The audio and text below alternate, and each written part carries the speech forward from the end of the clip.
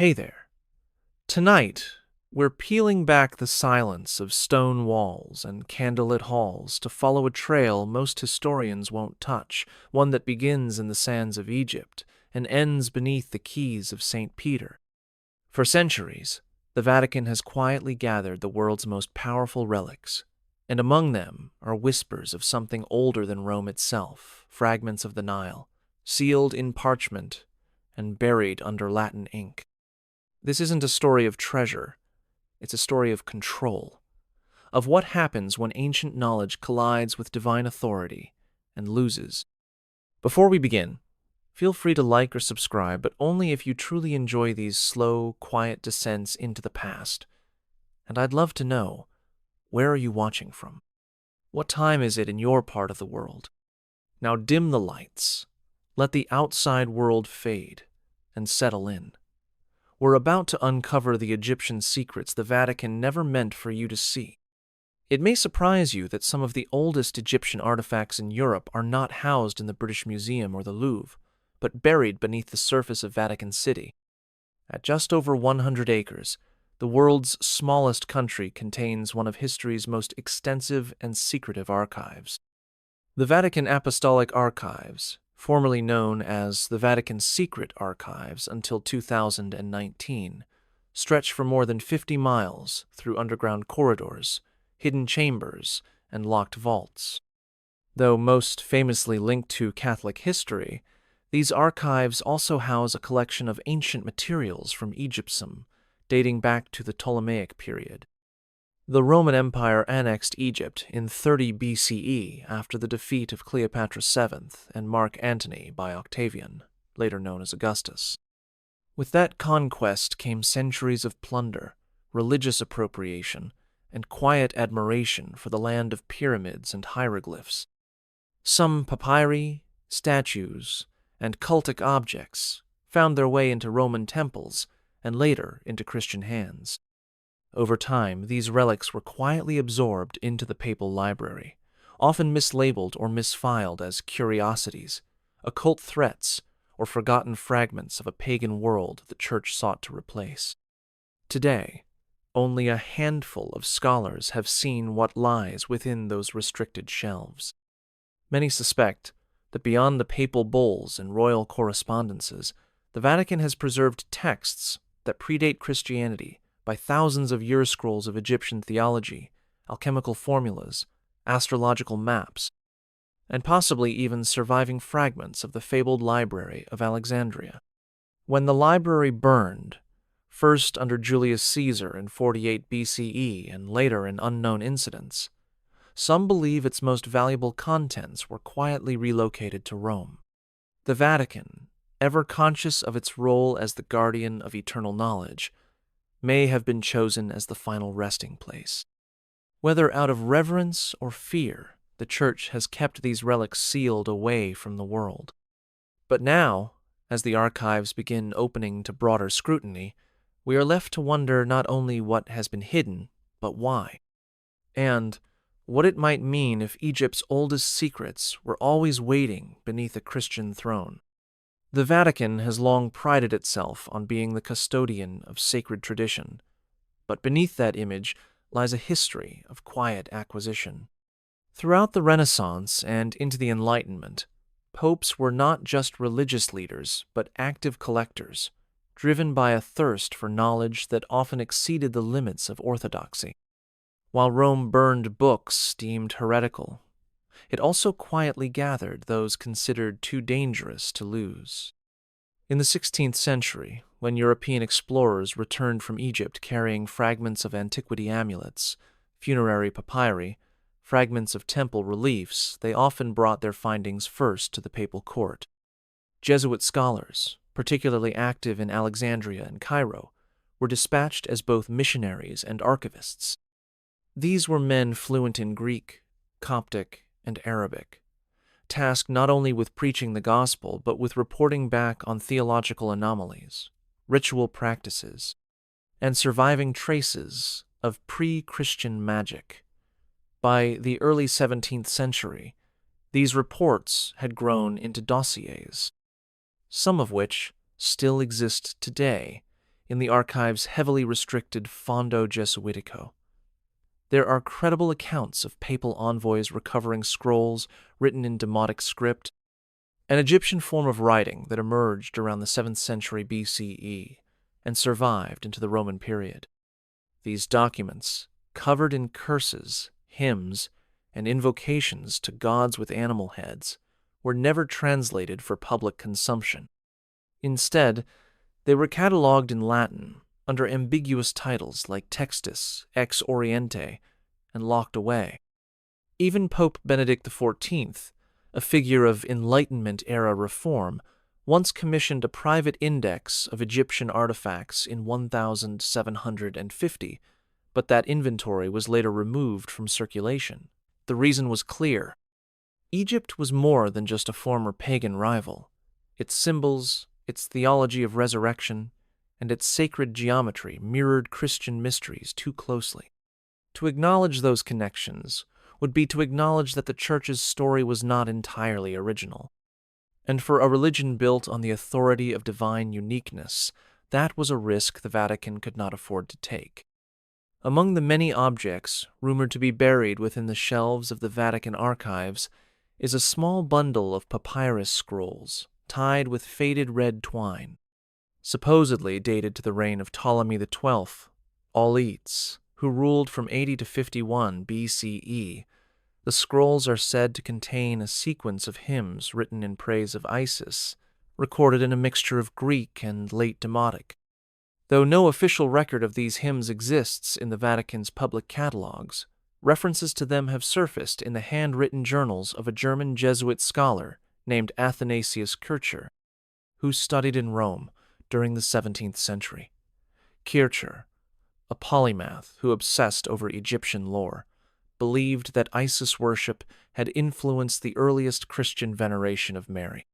This idea, while radical, was not without precedent. The image of the mother holding her divine child had existed in Egyptian iconography for over 1,000 years before the birth of Christ.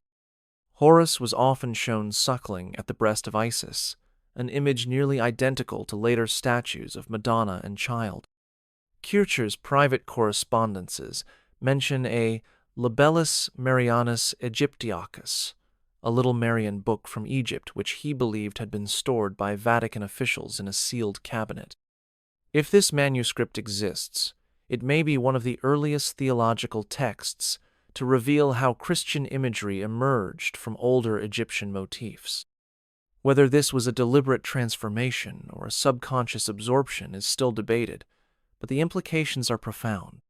The Church's refusal to disclose these connections suggests a long-standing discomfort with how close Egypt and Christianity truly are in form, structure, and even doctrine.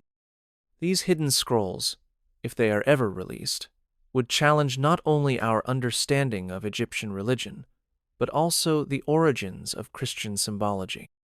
And perhaps that is why they remain sealed behind centuries of silence.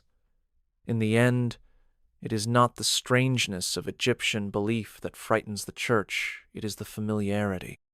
In the early 3rd century CE, Alexandria was one of the most volatile intellectual battlegrounds in the Roman Empire. It was a city where Hellenistic philosophy, Jewish mysticism, and early Christianity collided against the crumbling facade of the old Egyptian gods. It was also home to the Catechetical School of Alexandria, the most important center of Christian theological development in the East at the time. Yet beneath that flowering of doctrine and debate was a darker effort, the systematic disappearance of Egypt's religious texts. As Christianity spread under Roman patronage following Constantine's conversion in the 4th century, bishops in Alexandria, particularly Cyril of Alexandria, began aggressively dismantling temples and burning what they deemed heretical scrolls, but not all of it was lost. Some documents were seized rather than destroyed, boxed, and sent up the imperial supply lines toward Constantinople and, later, to Rome. There are records in the Vatican's Archivio Segreto of shipments labeled simply Reliquiae Egyptiorum, Egyptian remnants that arrived between 431 and 451 CE, during the Council of Ephesus and the Council of Chalcedon. These gatherings were pivotal in defining Christ's nature and combating any lingering doctrines that resembled Eastern dualism or pagan cosmology. The relics from Egypt, mostly theological, were quietly absorbed into the newly forming Catholic canon as negative examples, their content locked away rather than confronted. Some texts referenced deified rulers, a divine trinity of Father, Mother, and Child, and resurrection narratives that predated Christian theology by millennia. These echoes were not lost on the theologians of the time, and their solution was simple silence. The scrolls were sealed, their locations redacted, their symbols in time demonized. In doing so, the Church buried not just the words, but the memory of an entire system of belief that once rivaled its own.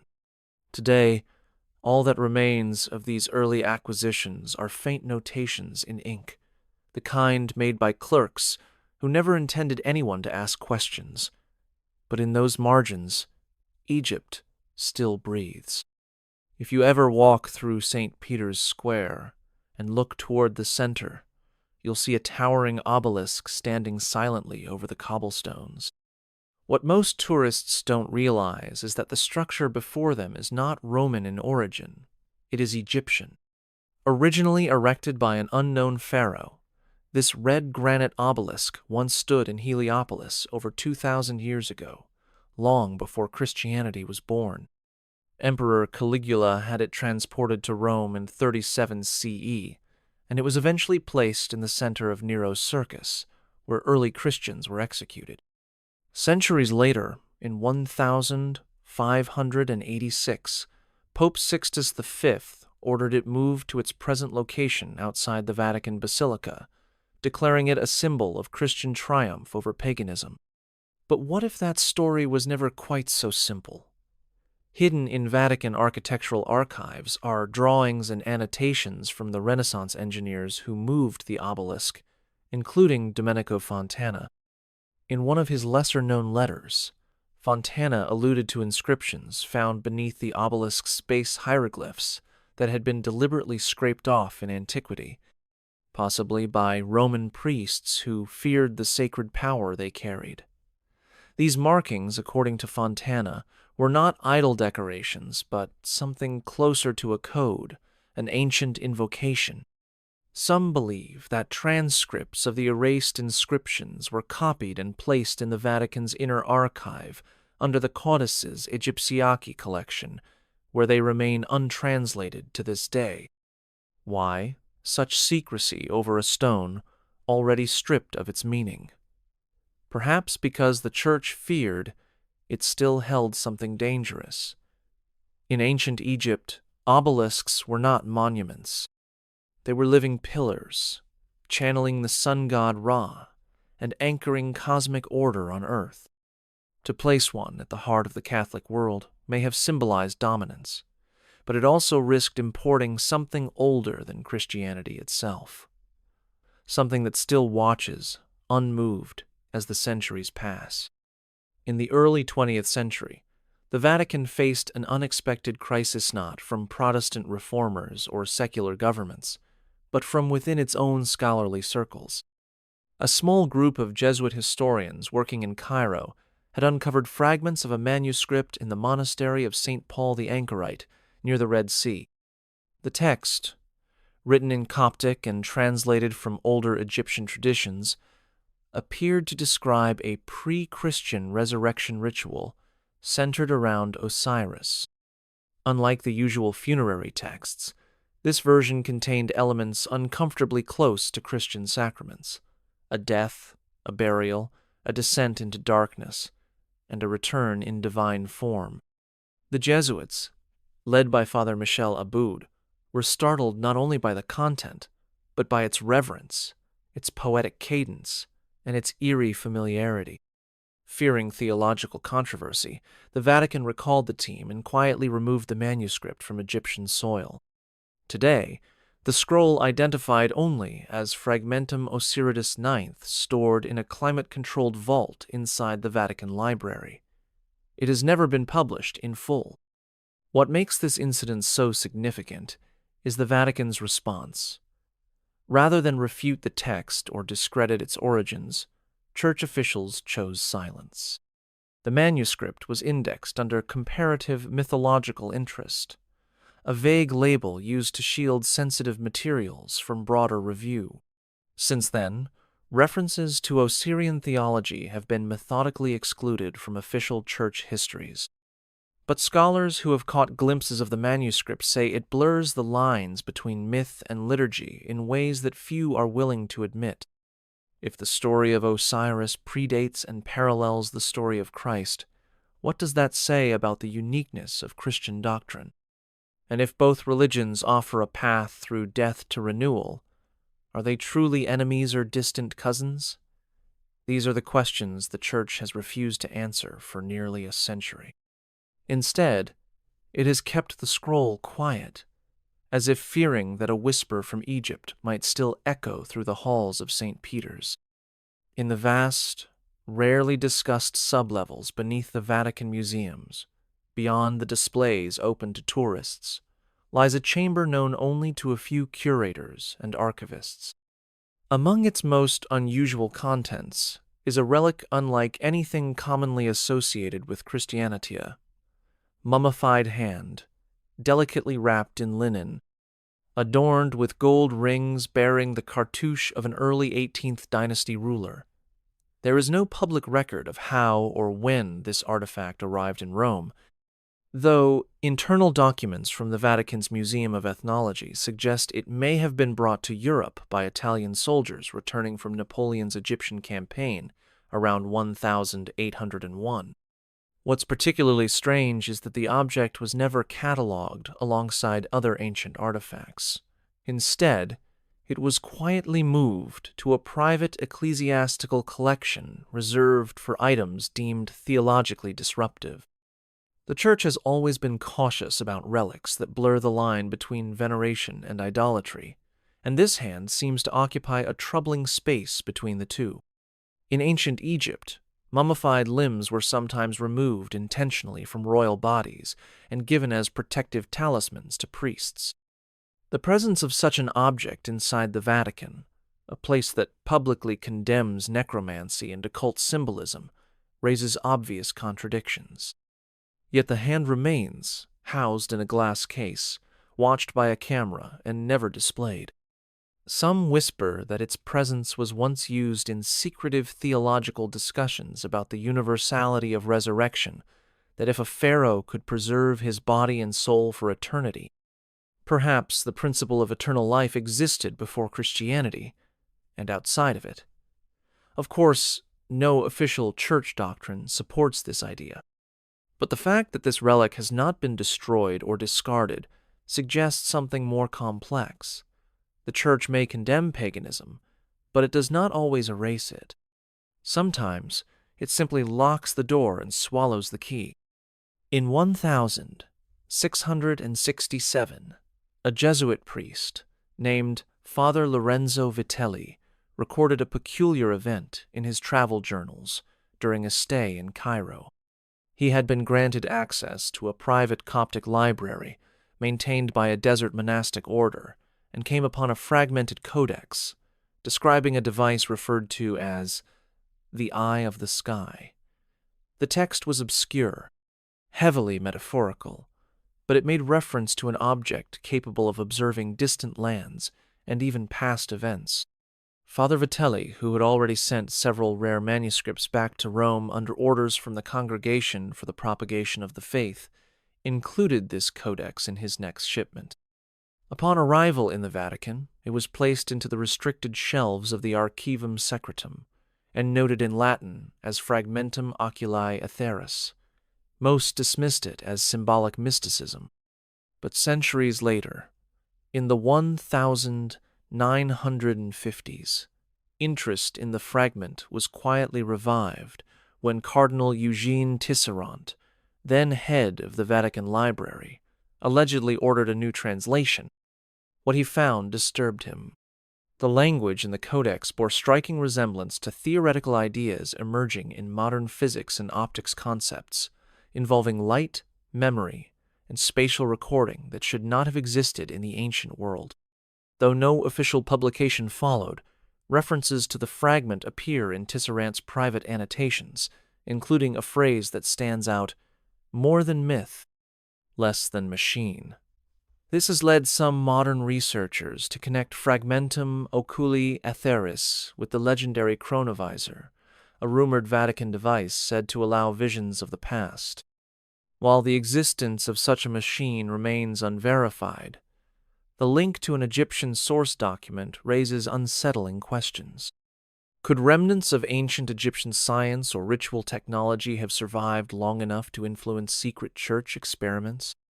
If the eye of the sky was more than a symbol, then the boundary between myth and history is thinner than we imagined. And perhaps the Vatican knows that better than anyone. Not all secrets hidden beneath Vatican vaults wear the cloak of mythology. Some are cold, tangible, and documented, though never made public. One such case revolves around a set of letters written by an early 20th century Egyptian scholar named Dr. Nabil Farag, who studied theology in Rome during the 1920s. Farag had been granted rare access to certain archival materials as part of a joint academic initiative between the Pontifical Biblical Institute and Al-Azhar University. During his research, he stumbled upon references to a translated correspondence between the Roman Emperor Nero and St. Pauliters that, according to Farag's personal diary, contained specific discussions of Egyptian religious rituals and even mentions of the cult of Serapis. Serapis was a syncretic Greco-Egyptian god whose following had spread across the Roman Empire and had long been viewed as a theological rival to the emerging Christian faith. What disturbed Farag was that the tone of the letters did not portray Serapis as an object of scorn, but as a figure of consideration, perhaps even respect. One passage, which he copied by hand before being denied further access, stated, "There is wisdom in the rites of the East, even where idols mask it." Farag sent a report to colleagues in Cairo, but the response was silence. Within a year, he returned to Egypt and abruptly abandoned his ecclesiastical studies. The original letters he viewed have never been located in any Vatican index. Officially, no such correspondence between Nero and Paul exists. But Vatican archivists have quietly acknowledged that several early Christian documents, once labeled non-doctrinalia, were reclassified during the 1940s and sealed for diplomatic reasons. It remains unclear whether these texts were hidden to preserve theological consistency or to prevent unrest. What is certain is that Dr. Farag believed he had seen something that shook the core of the apostolic story a glimpse into a time when Egyptian theology still sat at the same table as the gospel. And perhaps that was a truth the Church could not allow to surface. At the height of the Renaissance, as Europe looked to the stars and rediscovered the lost sciences of the ancients, the Vatican found itself both sponsor and censor of knowledge. Nowhere was this tension more apparent than in the Church's handling of sacred geometry, buried within a folio of architectural blueprints once belonging to Donato Bramante, the chief architect of St. Peter's Basilica under Pope Julius II, are a series of sketches and notes that appear to be heavily influenced by Egyptian mathematical proportions. Among them is a diagram nearly identical in ratio and alignment to the base of the Great Pyramid of Giza. This diagram, annotated in Latin, includes the phrase mensura divina in structura antiquissima, divine measure in the most ancient structure. At first glance, it could be seen as a Renaissance curiosity. Yet it's accompanied by references to Egyptian builders and biblical analogues such as Enoch, who is described in apocryphal texts as a keeper of celestial knowledge. The Vatican never publicly acknowledged these blueprints.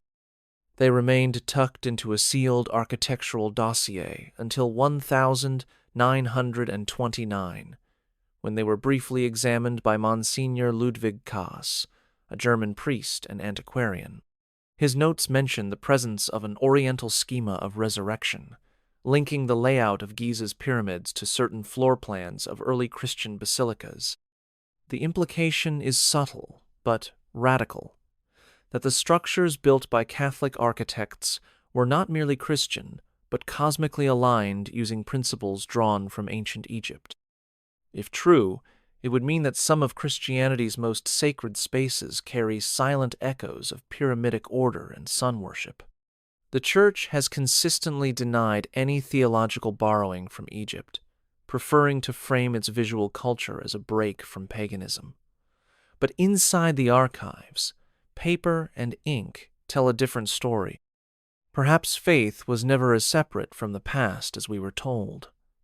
Perhaps the stones of St. Peter's sit atop an older blueprint, one traced in sand beneath the eyes of ancient gods. In a forgotten corner of the Vatican's vast manuscript repository lies a collection labeled Zodiacum Vetus, a title that translates simply as the ancient zodiac.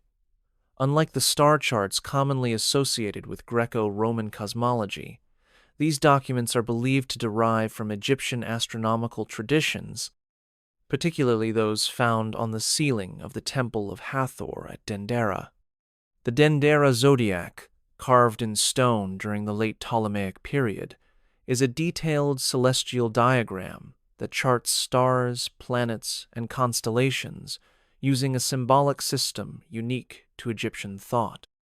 In the early 19th century, when Napoleon's campaign in Egypt led to the looting of the Dendera relief and its removal to the Louvre, copies of the original were made, some of which found their way to Rome. What sets the Vatican's version apart is its inclusion of annotations in Coptic and Latin, along with marginal notes written by Jesuit astronomers who believed the Egyptian zodiac encoded prophetic cycles.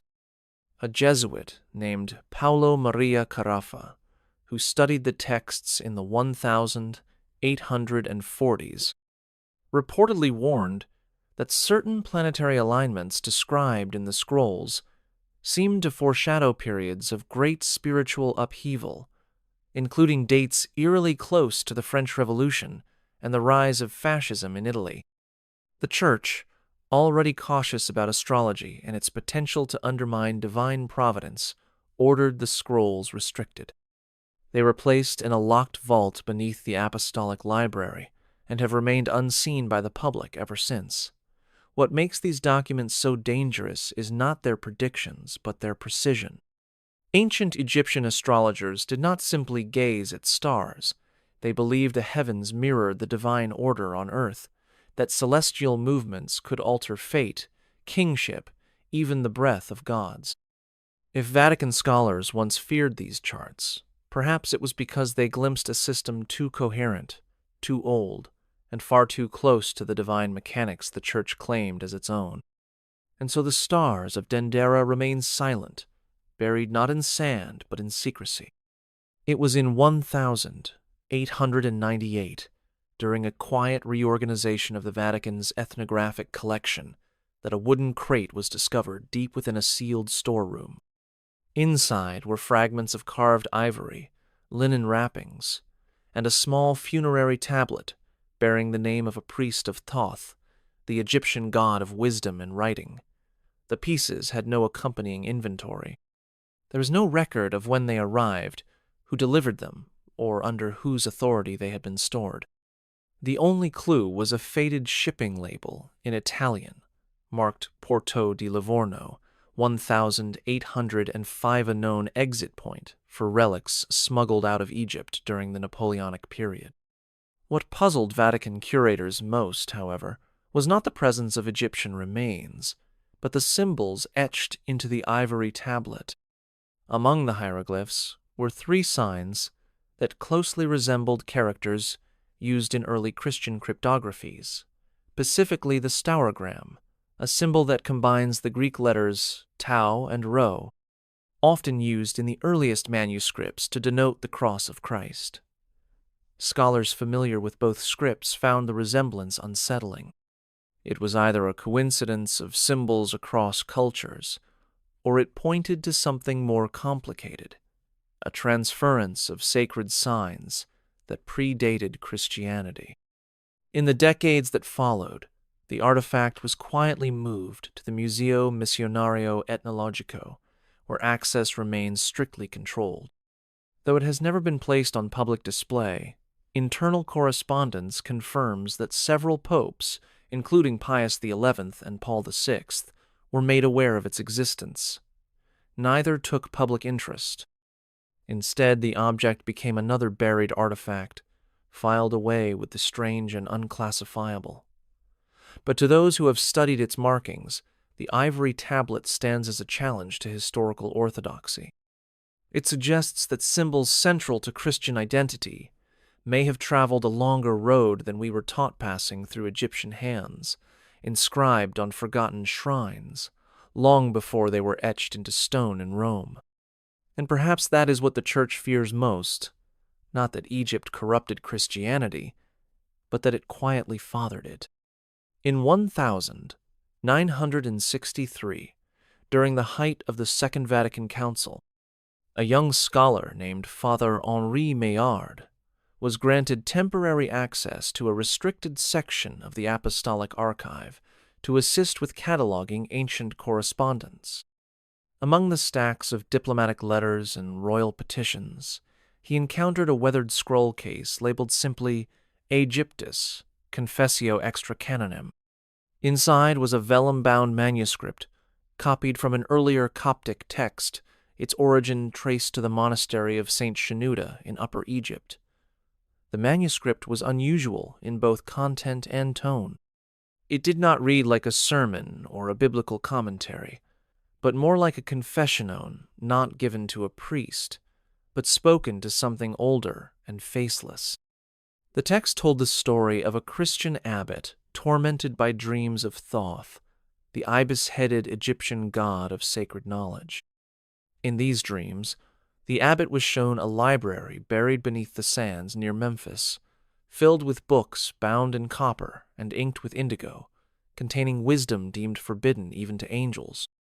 The abbot described his fear that this knowledge, if ever unearthed, would shatter the fragile veil between Christian doctrine and Egyptian memory. He begged the Church not to pursue it. What disturbed Father Maillard most was that this manuscript was not treated as myth or metaphor. It had been catalogued as theological testimony and sealed by a papal secretary in the early 16th century. When Maillard brought the manuscript to his supervisor, he was instructed to return it and speak of it no further. He later wrote, in a private letter never intended for publication, "There are truths in this building we are not meant to translate, not because they are false, but because they are too old. Whether the abbot's dreams were hallucination, allegory, or something more, the Church responded the way it often has, with silence and storage. And so the confession remained unread, the knowledge buried both in sand and in vault, as if some wisdom is not lost by accident, but kept hidden by design.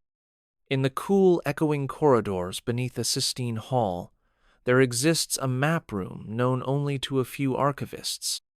It is not listed on public blueprints of the Vatican Library, nor is it accessible without explicit clearance from the apostolic prefect. This room houses cartographic relics from across the world, many predating modern nation-states. Among them is a parchment scroll acquired in the early 17th century from a Jesuit mission near Luxor. The scroll is not a map in the conventional sense, but a diagramma symbolic alignment of stars, rivers, and pyramids, annotated in faded Demotic and accompanied by Latin translations. What makes this document extraordinary is its orientation. It does not place Egypt at the center of the world, nor Jerusalem, nor Rome. Instead, it focuses on a small segment of the Nile where, according to a translated note, the threshold between earth and the realm of the Watchers stands open. Jesuit records indicate that this phrase was interpreted by early missionaries as referencing a liminal spacepart ritual, part astronomical, part metaphysical. The scroll aligns the rising of Sirius with specific festivals of Osiris, but it also includes cryptic notations about sacred directionality and the descent of divine knowledge into stone. After being brought to the Vatican, the scroll was reviewed by papal astronomers and promptly locked away. Theologians feared it implied that ancient Egyptian cosmology was not merely symbolic, but designed to interface with divine forces. In 1743, Pope Benedict XIV briefly reopened the scroll's dossier, only to reseal it under a clause reserved for materials, posing doctrinal confusion to the faithful. Since then, it has remained hidden. Modern astrophysicists who have glimpsed low-resolution photographs of the scroll note a startling precision in the stellar arrangements, suggesting knowledge of axial precession centuries before Hipparchus. If true, it would mean the ancient Egyptians were not merely mythmakers, but mathematicians mapping a spiritual architecture that Rome quietly inherited, even as it buried the evidence beneath its altar. During the pontificate of Leo XIII in the late 19th century, the Vatican oversaw a surge in archaeological interest across the Mediterranean. Excavations in Egypt, often spearheaded by European institutions, were closely monitored by the Holy Synod for relics of Christian antiquity, but for what church scholars referred to as pre-evangelical distortions.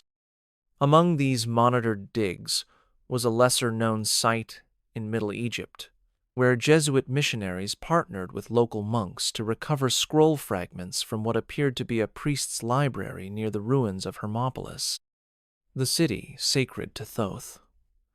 Most of the texts were degraded, barely legible, but one stood out, a copper, framed codex, describing a ritual known as the Rite of the Hidden Voice. It claimed to summon divine intelligence through recitation of tones matched to planetary movements. The process was written in exacting detail, with mathematical tables, lunar alignments, and sacrificial protocols. When these documents reached Rome in 1885, they were not filed with the ethnographic collection but handed directly to the Vatican Congregation for the Doctrine of the Faith. Internal memos reveal concern that the ritual bore similarities to early Christian monastic chants, particularly those practiced by desert anchorites in Egypt during the 3rd and 4th centuries. In private letters, one cardinal remarked that the chant structure echoed the structure of Gregorian plain chant, though with harmonic frequencies more akin to Sufi or Coptic tonal systems. If such parallels were acknowledged, it would mean that the sacred sounds of Christianity long held to be divinely revealed might have originated in the liturgies of Egyptian temples. Rather than confront that possibility, the Vatican shelved the scroll and moved its copper frame to a locked vault. No further mention of the Rite of the Hidden Voice was made in public ecclesiastical records. Yet those who read the scroll noted that its final lines warned, "He who silences the voice still answers to it." Perhaps that silence still echoes in Rome's deepest rooms. In 1935, a young Egyptian archivist named Selim Anwar was sent to Rome as part of a diplomatic initiative between the Coptic Orthodox Church and the Vatican. Fluent in Arabic, Latin, and Greek, Anwar was granted limited access to select archival materials relating to early Christian correspondence in Egypt. What he found, however, was not a letter or theological commentary, but a small, undecorated codex labeled Canon Mysterii Memphitici, or Rule of the Memphite Mystery. The manuscript, written in Latin and copied from an earlier Coptic source, outlined a set of teachings attributed not to any Christian saint, but to Tatha, ancient creator god of Memphis, the city once regarded as the spiritual heart of Lower Egypt. The text described creation not through divine command, but through articulation, suggesting that the world was spoken into being through vibrations, sound, and thought. These ideas may sound abstract, but they paralleled certain Christian doctrines about the logos the word used in the Gospel of John to describe Christ. Anwar, disturbed by the implications, noted in his journal that the language of Ta and the Logos were not only compatible but nearly identical in structure. Could early Christian writers have borrowed this Egyptian concept of creation through speech? When Anwar presented his notes to the Vatican curator overseeing his visit, his access was immediately revoked. He returned to Egypt and never spoke publicly about the discovery again. Years later, the manuscript was quietly moved to a sealed archive, where it remains under ecclesiastical restriction. Its existence is not denied, but its significance is dismissed as allegorical a poetic relic of a pagan worldview, and yet the parallels remain. If creation through divine utterance originated in Memphis rather than Bethlehem, the very foundations of Christian metaphysics shift. Perhaps the Logos was not born, but inherited. And if the Church knows this, its silence is not ignorance, it is strategy. In the margins of a faded Jesuit travelogue dated 1702, there is a brief but unsettling annotation. Anubis appears on Roman marble, not as myth, but as judge. The note was scribbled by Brother Matteo Lancelotti, who had spent 3 years in Upper Egypt, mapping early Christian monasteries and interviewing local clergy. Upon his return to Rome, he had been tasked with organizing fragments from a shipment of archaeological finds sent from Thebes. Among the contents was a carved limestone relief, later identified as Greco-Egyptian in style, depicting the figure of Anubis with the traditional jackal's head, but as a robed man holding a scale, his fingers resting on the lips of a silent soul. What caught Lancelotti's attention was the Latin inscription beneath the figure, added centuries later, Custos Veritatis, guardian of truth. The implication was profound. Anubis, the Egyptian god of embalming and guide of the dead, had been reimagined in Rome not as a pagan demon, but as a custodian of divine order. Rather than destroy the relief, church authorities relocated it to a private archive within the Collegio Romano, the Jesuit educational complex in Rome. It remains there, known to a few scholars as the Roman Anubis. Some believe this artifact reflects a quiet theological dilemma faced by early church leaders. How should the faithful regard pre-Christian figures who symbolized judgment, resurrection, and moral reckoning concepts later absorbed into Christianity itself? Was Anubis to be seen as a demonic deception or as a distorted echo of divine truth? Over the centuries, the Church chose to ignore him entirely. But the marble remains, its gaze unwavering, its message uncomfortably familiar. In ancient Egyptian belief, the heart of the dead was weighed against a feather. If it was lighter, the soul passed into eternal peace. If heavier, it was devoured. There are those within the Vatican who quietly wonder if the Church inherited more than just symbols from Egypt it may have inherited its justice. In 1921, during a papal inventory of seldom examined holdings from the missionary archives, an unassuming bundle of documents surfaced from a sealed wooden chest marked Ex Aegypto 1813.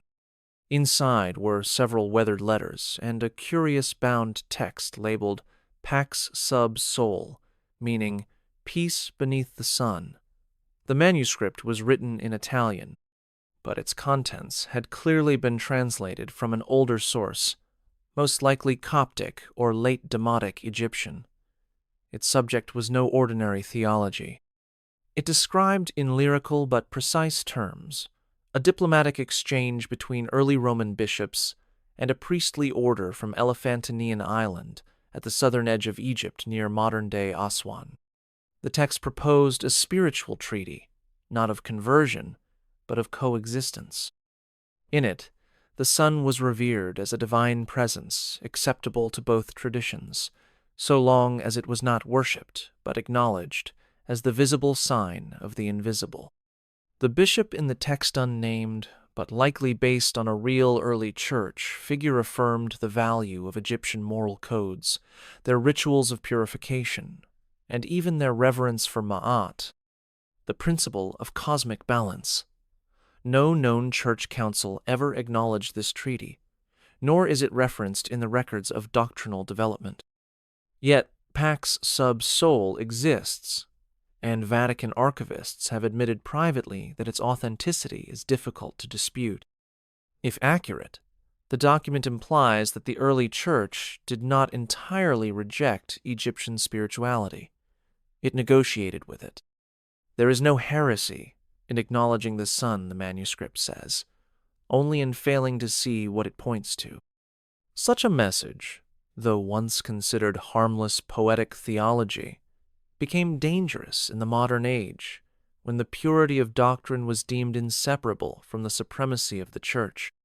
And so Pax Sub Sol was quietly removed from circulation, not destroyed, only hidden. Like many things in the archives, it remains in limbo, preserved but denied, as if waiting for a time when peace beneath the sun could be spoken of again without fear. In 1870, the Vatican was reeling from the loss of the Papal States and the declaration of Italian unification. Amid the turmoil, a little-known cleric named Father Augustin Mar was assigned to assist with reordering sensitive materials within the Archivio Segreto. During his cataloging work, Mare encountered a dossier labeled De Itinere Ethiopico, or Concerning the Ethiopian Journey. The documents within chronicled an unofficial expedition undertaken by a Vatican-sanctioned envoy in the late 16th century to the Nile's upper reaches, beyond the traditional bounds of Christian influence. While the stated goal had been dialogue with Coptic and Ethiopian Christians, Mare's notes suggest something else. Among the recovered papers was a description of a meeting between Vatican emissaries and a group of Nubian monks living in the ruins of an ancient Egyptian temple. These monks claimed to be descendants of a priestly lineage dating back to the time of Pharaoh Taharka of the 25th dynasty, who reigned from 690 to 664 BCE. They preserved oral traditions and rituals that had survived the collapse of temple worship. What disturbed the Vatican envoy was not the content of the rituals, but their resemblance to certain elements of Catholic monasticism chants at sunrise, ablutions before prayer, recitations honoring the cycle of life and death. These were not superficial overlaps. They implied a continuity of religious expression that preceded Christianity by centuries. According to Mare's marginalia, the emissaries brought back several items from the encounter, including a stone talisman inscribed with both Egyptian and early Christian symbols. Upon arrival in Rome, the artifact was studied briefly and then sequestered in the basement archives of the Congregation for the Doctrine of the Faith. The official report was never published. Mare, disillusioned by the experience, left the priesthood a year later. But before he did, he scribbled a final remark in the dossier's cover. The Nile flows into Rome, not by conquest, but by inheritance. It was a statement the Church never answered, because to do so would be to admit how much it owed to a river far older than the Tiber. When visitors step inside the grand basilicas of Rome, few stop to question the architectural echoes rising around them. The towering columns, the vast central naves, and the use of axial symmetry bear a striking resemblance to temple layouts not from the Holy Land, but from Egypt. This similarity is no accident. In the early 4th century, after Emperor Constantine legalized Christianity and began constructing churches throughout the empire, his architects turned to existing models of sacred space. Many of these architects were trained in Hellenistic styles that had absorbed Egyptian influences during the long centuries of Ptolemaic rule. But buried within a sealed volume in the Vatican's architectural archive is a letter from one such architect, Lucius Aurelius Modestus, written to a Roman bishop around 328 CE. In it, Modestus explains that the new basilica's design, soon to be built over what would become St. John Lateran, was directly inspired by temple forms seen in Alexandria and Philae. He even uses the term templum resurrectio per transitum, suggesting a passageway designed to invoke rebirth, an idea central to both Egyptian and Christian theology. The letter was quietly removed from circulation in the late Renaissance, likely during the papacy of Sixtus V, who sought to purge perceived pagan traces from church history. It was never officially destroyed. Instead, it was refiled in a private collection under the category Symbolica Antiqua. Modern researchers who have viewed the document say it offers clear evidence that early Christian builders did not fear Egyptian design. They studied it, adapted it, and wove it into their sacred spaces. But over time, what began as homage was reframed as triumph. The Church began teaching that Christianity had replaced Egypt, not inherited it, and yet the marble still whispers. Every echo under the basilica dome carries the proportions of a much older faith. It is not a matter of opinion, but of stone. The past was never erased, it was only recarved. In 1854, as archaeological fevers swept across Europe, the Vatican sent a discreet delegation to the Egyptian Delta. Officially, their mission was religious diplomacyto, establish contact with local Christian communities, and protect sacred relics. But according to a series of internal memos archived under the title Missio Internis, the delegation had another undisclosed objective: to recover what was believed to be a sacred object known in Coptic lore as the Eye of Remembrance, described in fragmented monastery scrolls as a polished black stone used by ancient Egyptian priests during rituals of ancestral communion. The object was said to reflect not light, but memory. Though this sounds like legend, the Vatican took it seriously enough to assign a cardinal overseer to the mission, and one Jesuit priest, Father Girolamo Vecchi, recorded his belief that the artifact had applications beyond sacrament, perhaps even in time itself. When the team returned, they carried with them a sealed casket and a cryptic log entry stating only, "Item secured. Reverence demanded.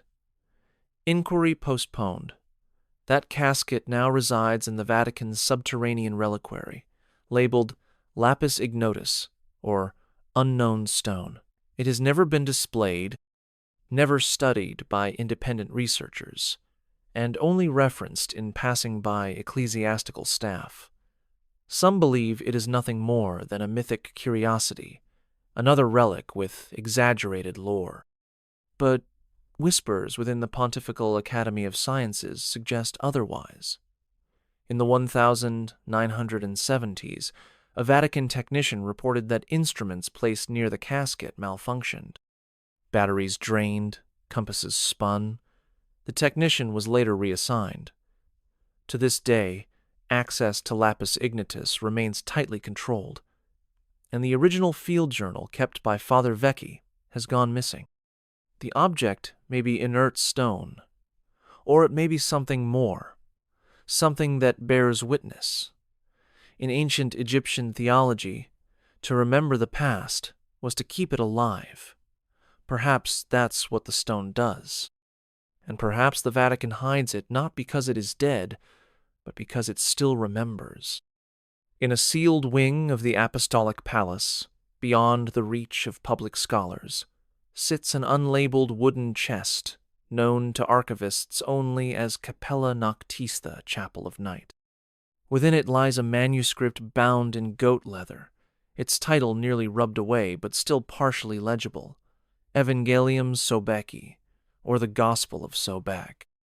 Sobek, the crocodile-headed god of the Nile, was worshipped as both a force of protection and chaos. In this manuscript, however, he is cast in an entirely different role. The text, dated to the early 2nd century and likely translated from a Coptic original, presents a series of parables in which Sobek speaks of mercy, moral purification, and resurrection. Even more striking is the use of water as sacrament ritual immersions in sacred pools, followed by an anointing with oil and bread. To a casual reader, these may appear to echo early Christian baptism and Eucharistic rites, but to Vatican theologians, the resemblance was far more troubling. The document was reviewed in 1911 by Monsignor Vincenzo Fornazzi, a scholar known for his caution. In his private analysis, he concluded that the text represents either a sophisticated parody or a lost sibling of apostolic teaching. What disturbed him most, however, was that several verses bore syntactical structure nearly identical to sayings in the Gospel of Thomas, a non-canonical text often dismissed as Gnostic. The Gospel of Sobek, if authentic, undermines the notion of Christian singularity. It suggests that doctrines of cleansing, renewal, and divine incarnation were not unique revelations, but shared spiritual concepts traveling along the Nile long before reaching Galilee. The Vatican response was swift. The manuscript was never translated in full and was placed under indefinite doctrinal review. Today, it is spoken of only in whispers among archivists, who wonder if Rome's oldest secret isn't that Egypt resisted conversion, but that it helped write the first drafts of the faith. A crocodile god with a gospel was too much to publish, so the text was buried, but the current still moves beneath the surface. In the winter of 1784, a scholar priest named Father Louis Charbonneau arrived in Rome from Paris, carrying with him a gift for the Holy See, tightly wrapped linen bundle acquired through a private sale from a French antiquities dealer who had recently returned from Luxor. The object was said to be a funerary relic, but it came with no identifying marks or provenance. Charbonneau believed it to be a priest's burial fragment, likely unimportant. When Vatican experts unwrapped the linen, however, they discovered a remarkably preserved funerary mask knot of gold or gilded plaster, but of carved basalt, with inlaid quartz eyes that shimmered in the candlelight. What made it truly remarkable was the inscription along the inner edge of the mask. Written in hieratic script and translated later by a Jesuit specialist, it read, "I have seen the faces of those who claim to rule truth. I sleep beneath their temples." Though cryptic, the phrase immediately drew the attention of the Congregation for the Doctrine of the Faith. The mask, dubbed Visio Interdicta, the Forbidden Vision, was taken into custody and placed in a velvet-lined case deep within the restricted vaults. For years, no one was allowed to examine it. Only one sketch survives in the margins of a private Vatican field report, drawn with meticulous care and accompanied by a single sentence, "Eyes too lifelike for the dead." Some within the Vatican believe the mask may have belonged to a Theban priest executed during the reign of Akhenaten, the heretic pharaoh who promoted monotheism. Others saw it as a direct challenge to Rome's authority, a buried protest by those who saw future priests wearing their truths like masks. Whatever its origin, the artifact remains inaccessible. To look upon it was said to cause vertigo, a sense of being watched. Perhaps the mask is just stone. Or perhaps it is what Egypt left behind to stare back at those who buried her truths beneath marble and mitres. Not to haunt, but to remind. In 1822, as Jean-François Champollion was unlocking the Rosetta Stone and forever changing the world's understanding of Egyptian hieroglyphs, the Vatican remained curiously quiet. Publicly, church officials expressed polite interest in the decipherment. Privately, they were alarmed. For centuries, hieroglyphs had been regarded not as a language, but as mystical symbols, either demonic enchantments or divine code. The belief that they could be translated like ordinary script was not only controversial but destabilizing. In response, the Vatican commissioned its own secret project, a linguistic cross-comparison led by Father Bartolomeo Ventresca, a Jesuit philologist with expertise in Greek, Coptic, and Syriac. Father Ventresca was given access to a small cache of untranslated stelae stored deep within the Lateran Palace artifacts acquired by missionaries in the early 17th century and never made public. Over the next 5 years, Ventresca produced a private index titled Lexicon Hieroglyphicum Ecclesiae, a handwritten dictionary matching Egyptian symbols to Christian theological terms. What startled him and disturbed his superiors was the recurring presence of concepts tied to judgment, resurrection, divine kingship, and moral purification. These were not vague similarities. They were structural correspondences. Some phrases used to describe the soul's journey after death mirrored the language of the Nicene Creed. Others echoed the penitential prayers found in early Christian liturgies. Ventresca's work was immediately sealed. The Church, it seemed, could not risk the faithful discovering that what they believed to be uniquely Christian had once been spoken by priests standing before pyramids. Today, only fragments of the lexicon survive, copied in secret by later scholars. The original document vanished from the archive shelves sometime in the 1930s, just after the rise of papal interest in archaeological diplomacy with Egypt. Some suspect it still exists, misfiled under a false name. Others believe it was deliberately destroyed. Either way, the implications remain. If hieroglyphs carried truths that Christianity later claimed as revelation, then Egypt did not whisper in the background of church history. It spoke first. And Rome, realizing this, chose silence over echo. In the year 1609, under the patronage of Pope Paul V, a Jesuit astronomer named Brother Antonio di Fermo traveled to the ruins of Heliopolis Sanse, the center of Egyptian sun worship, and one of the most ancient cities known to history. Though officially there to observe celestial alignments for the Church's expanding star catalog, Di Fermo had a second, unofficial purpose. He carried with him a list of ancient Egyptian star deities and ritual names, drawn from texts preserved in the Vatican's restricted Codex Stellae Antiquae. His task was to identify any astronomical wisdom that might echo, challenge, or predate Christian cosmology. What he found in Heliopolis startled him. Carvings on fallen obelisks and half-buried pylons described the sun not merely as a symbol of divinity, but as an instrument of judgmental, all-seeing eye, whose path across the sky recorded the moral balance of every human soul. Di Fermo compared this doctrine with early Christian concepts of the Last Judgment, and wrote in his private notes that the Egyptians knew the weight of sin in starlight before Christ walked among men. His report was met with alarm. The Vatican quickly recalled him, and the notes he submitted were sealed in the Papal Observatory's private vault.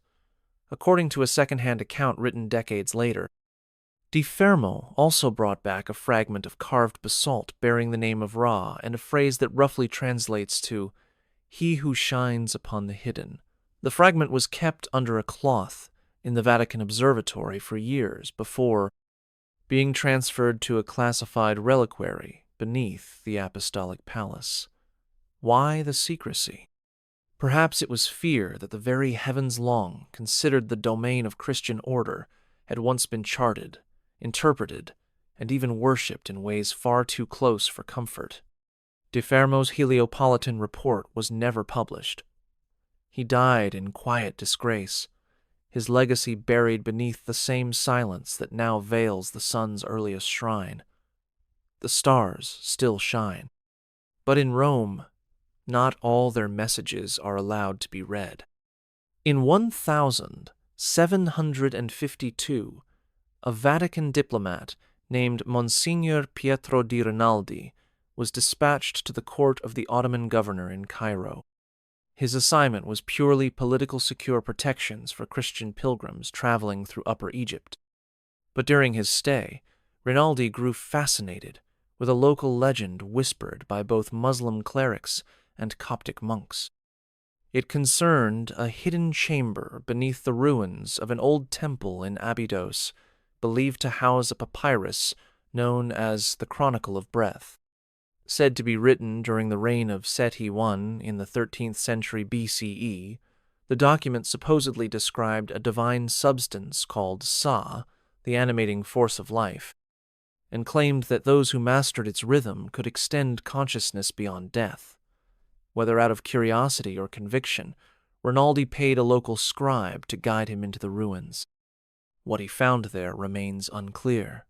His field diary preserved in the Vatican's Diplomatic Correspondence Archive contains only fragmented notes. One page reads, "Not metaphor, not allegory. It is spoken like doctrine, but older." Upon returning to Rome, Rinaldi submitted a sealed report to the Congregation for the Doctrine of the Faith and included a folded cloth bundle containing a brittle papyrus fragment. According to a now restricted index, the fragment is still housed in the Vatican, labeled Respiratio Animatha, Breath of the Soul. Only one scholar, Father Guglielmo Leone, was permitted to view it in 1919. He claimed the text described a process eerily similar to Christian ideas of inspiration, the indwelling of divine presence through breath. If the Egyptian concept of Sa influenced early Christian thought on the Holy Spirit, it would mean that the breath of God had an older name. Rinaldi's account was never circulated. His final letter, addressed to a friend in Venice but intercepted by the Vatican, reads, "It is not that they knew less than we do. It is that they knew first." The Church filed his words under theological ambiguity, but others see them as the admission of a truth buried deeper than any crypt. In a quiet alcove of the Vatican Library, beneath the watchful eyes of gilded cherubs and frescoed saints, there rests a codex bound in pale calfskin and marked with an unfamiliar sigil-winged sun framed by reeds and fire. The catalog entry, dated 1687, identifies it simply as Tractatus de Ponte Divino, the Treatise of the Divine Bridge. Though its Latin title conceals its origin, the text itself is a translation of an older Egyptian manuscript obtained by Dominican friars during a mission to the monastery of Deir el-Muharraq, nestled at the foot of the Egyptian desert. The original was likely Coptic, possibly even older, and it describes a mystical structure said to exist between the world of the living and the dead. This bridge was not metaphorical. The text gave instructions, ritual preparations, prayers, and even dream incubation methods to access it. What alarmed the Vatican wasn't the content, but its structure. The treatise mirrored medieval Christian visions of the afterlife, particularly the ladder of souls described by saints Perpetua and Benedict. The imagery was strikingly similar, crossing fire, passing through judgment, and finally being weighed by divine light. Vatican scholars who examined the document were forced to confront a possibility they had long resisted, that Egyptian spiritual literature had directly shaped early Christian eschatology. The treatise was never banned, but it was quietly moved to a restricted vault, where it remains unread by modern theologians. What lingers is a question that has haunted the Church's inner circles for centuries. If ancient Egypt described the afterlife with such eerie precision, how did they know? Were they guessing, imagining, or remembering something the rest of the world had forgotten? The divine bridge of the text may not exist in stone, but in symbolism it stretches across time, connecting papyrus to parchment, pyramid to altar. And the Vatican, in choosing to hide it, may have feared not heresy but recognition. In 1893, During a reorganization of the Vatican's missionary reports from Africa and the Middle East, a clerk named Paolo Santori came across a dusty leather folder marked Requisitio Luxorensis. Inside was a set of handwritten reports dating back to 1704, when a group of Carmelite missionaries stationed near Luxor had investigated local claims of a living God's tomb. These were not Coptic legends or references to mummified kings. The accounts described an underground chamber that emitted light without flame, deep beneath the ruins of a collapsed temple believed to have once served the cult of Horus. The missionaries, wary of local guides, approached the story as superstition until they saw it. The final field report, written in Latin, speaks of a stone chamber inscribed with symbols glowing faintly under no known fire, as though the sun itself were sealed inside. The priests, frightened, fled the site and marked it on an incomplete map, a copy of which remains in the Vatican's restricted cartography division. What happened to the original site remains unknown. Earthquakes, tomb robbers, and local silences may have erased it. But the story did not vanish. Decades later, in 1926, a Vatican engineer tasked with cataloging anomalous relics referenced the same file when testing early electric bulbs. His notes included a curious phrase, not invention but rediscovery. While mainstream Egyptology dismisses such claims as fantasy, the Vatican's continued classification of the folder suggests it has never quite let go of the possibility that ancient Egypt possessed forms of energy or symbolism that transcended its time. Whether the living tomb was real or metaphor, the fear it inspired was genuine. In a faith where divine light represents God's presence, the idea that Egypt once summoned radiance from stone was too much to accept. And so the documents were locked away, another flare of ancient brilliance dimmed behind Roman doors. In 1811, a Benedictine scholar named Brother Alaric Werner was granted limited access to a collection of untranslated scrolls held within the Vatican's private Oriental repository, a sealed room that housed texts gathered from centuries of Sea missions across North Africa and the Near East. Among these, Werner found a scroll labeled Scriptum de Verbo Caelesti, writing on the heavenly word. The scroll, copied in Arabic but clearly derived from earlier Egyptian sources, described an esoteric tradition surrounding the power of sacred speech. In its verses, uttered sound was more than communication, it was creation. Specific vibrations were said to realign the soul, cleanse the body, and open gateways between realms. The scroll contained diagrams of mouth positions, annotated with sun and star symbols, and bore strong resemblance to phonetic notations used in early Semitic and Coptic chant. Werner, intrigued, drew parallels between the Egyptian invocation rites and the Christian concept of the Logos, the Word made flesh. He began drafting a theological paper, arguing that the Egyptian temple priests may have practiced a form of proto-sacramental language that predates Christian liturgy. His work was never published. After submitting his notes to the Vatican's Congregation for Rites, he was ordered to halt all translations. The scroll was reclassified and placed under Index Reconditus, a category reserved for materials deemed theologically disruptive but not heretical. Werner, disillusioned, retired to a small abbey near Salzburg and never wrote again. Yet the idea lingered. If the Logos was not born in the deserts of Judea, but whispered first in the courts of Horus, what then does it mean for Christ to be the Word? Is the divine speech a universal current or a solitary spark? The Church never answered.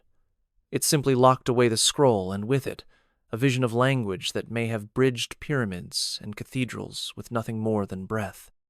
In the mid-1700s, A Jesuit antiquarian named Father Marcello Ventura catalogued an unusual item received from a merchant vessel docking in Naples. It was a small, unmarked box wrapped in sailcloth, said to have come from an excavation site along the Nile near Asyut.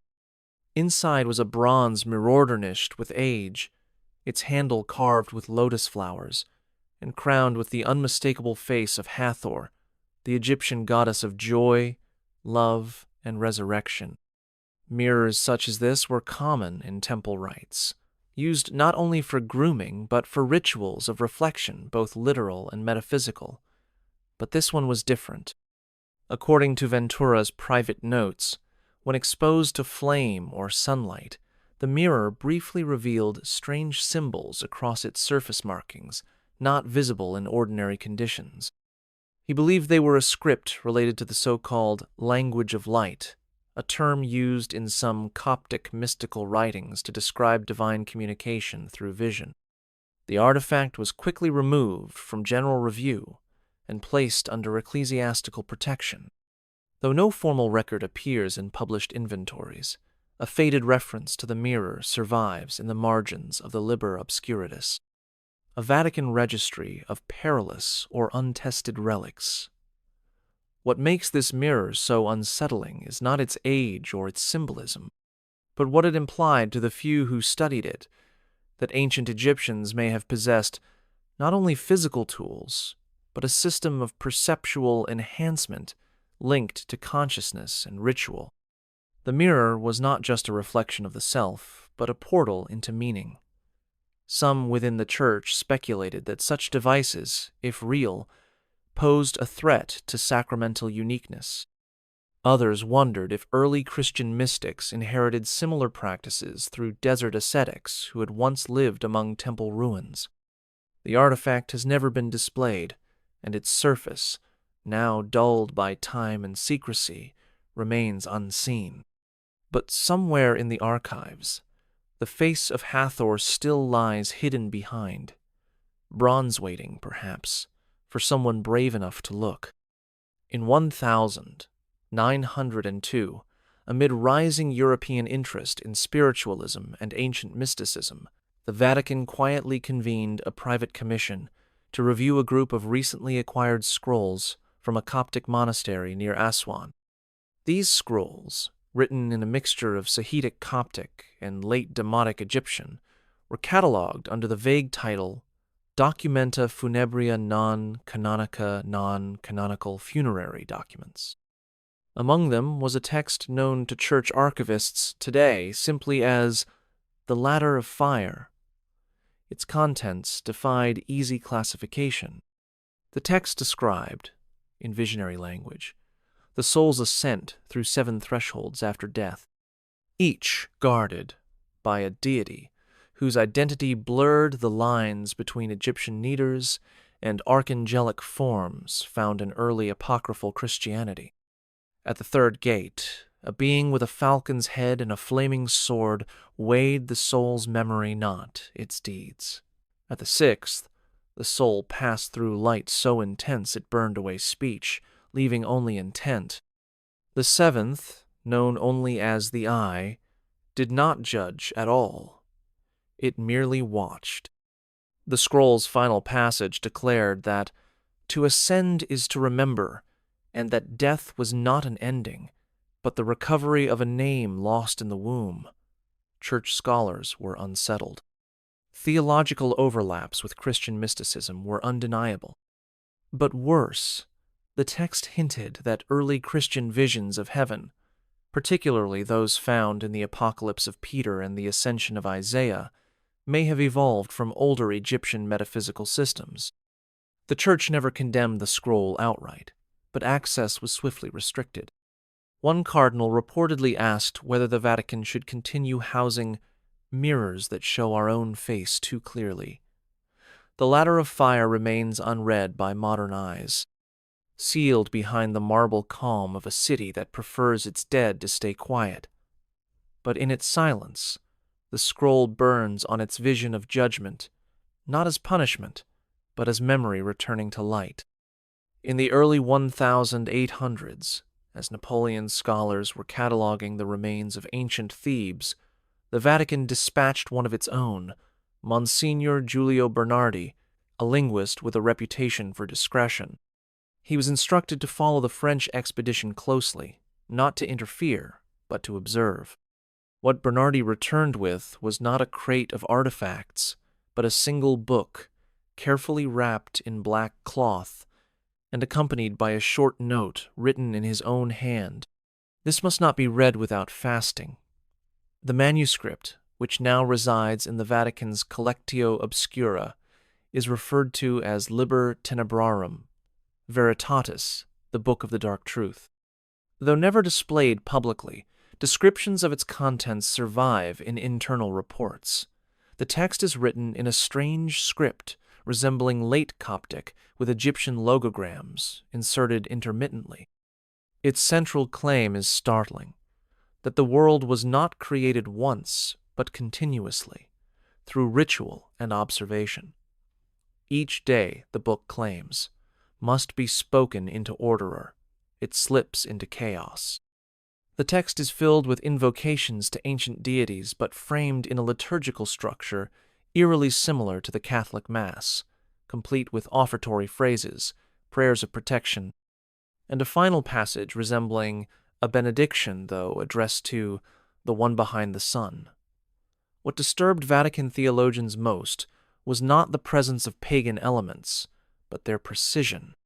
The rituals followed solar alignments, planetary cycles, and specific bodily postures that mirrored early Christian devotional gestures. Some believed the book represented a pre-Christian priesthood that understood time, worship, and matter in ways that threatened Rome's claims to spiritual primacy. Bernardi's health reportedly declined after reading the manuscript. He entered a monastery shortly after his return and never spoke of Egypt again. Today, Liber Tenebrarum Veritatis sits sealed in a lightless drawer, its pages untouched, but its implications still looming, not because it preaches heresy, but because it suggests the ritual heart of Christianity may have been lit long before the Gospels be priests who turned the sun into Scripture. In 1859, the Vatican received a quiet donation from a dying Italian collector who had once served as a diplomat in Alexandria. Among the assorted artifacts and scroll fragments was a single wax-sealed cylinder, its papyrus interior remarkably well preserved. It contained a liturgical hymn unlike anything found in either Roman or Eastern Christian tradition.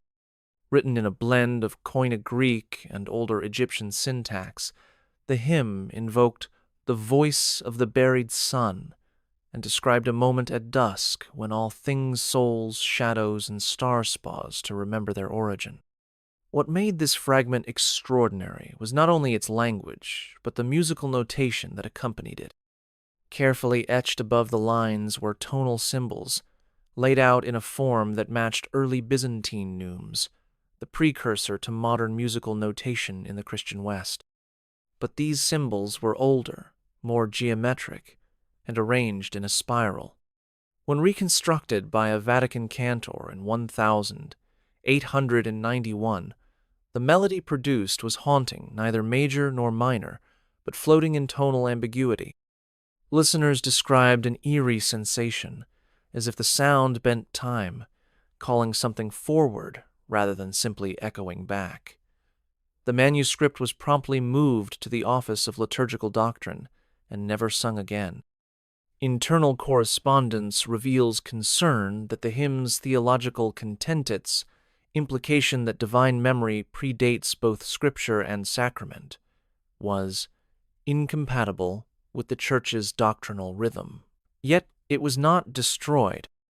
Instead, it was labeled Canticum Caesi Solis, the Song of the Blind Sun, and stored in the archive's acoustic reliquary, alongside banned chants and disavowed musical experiments.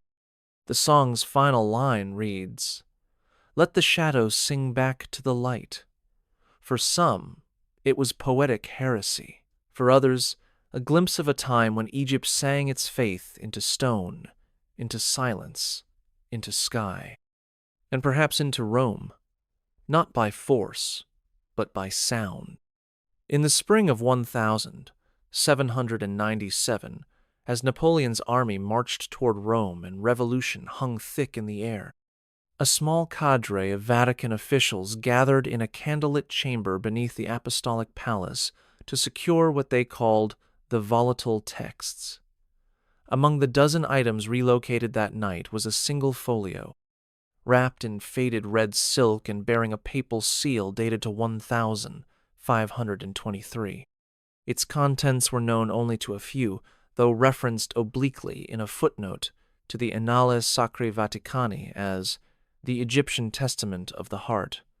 The manuscript, translated from a now-lost scroll recovered from near Edfu, described a ritual known as weighing the silencia rite, in which a person stood in total stillness while their heart was placed symbolically upon a scale, not to be judged by a deity, but to measure its alignment with divine rhythm. It was a ceremony not of punishment, but of resonance. The closer the soul's frequency matched that of cosmic balance ma'ata, easier its passage into eternity. What unsettled the Church was not just the rite's elegance, but its theology. Here was a system in which salvation did not require intercession or priesthood, but self-harmony. No sacraments, no confessions, just silence and truth. More disturbingly, the manuscript included annotations made by a 15th-century monk who had compared the Egyptian rite with medieval Catholic practices of contemplative stillness, particularly those of the Carthusians. His conclusion was brief but bold. This is the same path, only older. After the French incursion was repelled, the folio was not returned to its original archive. Instead, it was buried deeper. Today, it sits beneath layers of classification, untouched, its silk wrappings still intact. Few know of it, fewer speak of it. But in the quiet folds of that manuscript lies a truth the Vatican could not burn, that some souls once approached the divine not with voices raised, but with hearts hushed waiting only to be weighed by silence. In 1708, an envoy from the Maronite Church delivered to the Vatican a carved sandstone tablet discovered in the ruins of a forgotten temple near the ancient city of Akhmim. The object, worn but legible, depicted a seated figure believed to be the god Thoth scribe of the gods and guardian of sacred knowledge, flanked by two priests holding styluses and palm leaves. But it was not the imagery that troubled the Vatican scholars. It was the inscription beneath, translated by a Jesuit linguist shortly after its arrival. The text read, "That which is written must be rewritten. That which is spoken must be returned." At first glance, the phrase could be interpreted as a poetic proverb, but accompanying notes from the original Maronite curator suggested it formed part of a larger doctrine, the idea that true knowledge is not static, but cyclical, transmitted, forgotten, recovered, and returned. This concept deeply unnerved the Church's theologians, particularly those responsible for maintaining the immutability of Scripture. In Christian doctrine, divine revelation is final. There is no return, no rewriting. To acknowledge a spiritual tradition where truth evolves across ages through forgotten temples, hidden texts, and remembered speech would be to undermine the finality of the Gospels. The Vatican acted quickly. The tablet was removed from the museum circuit, its existence documented only in an internal file marked Thothicum Reversio.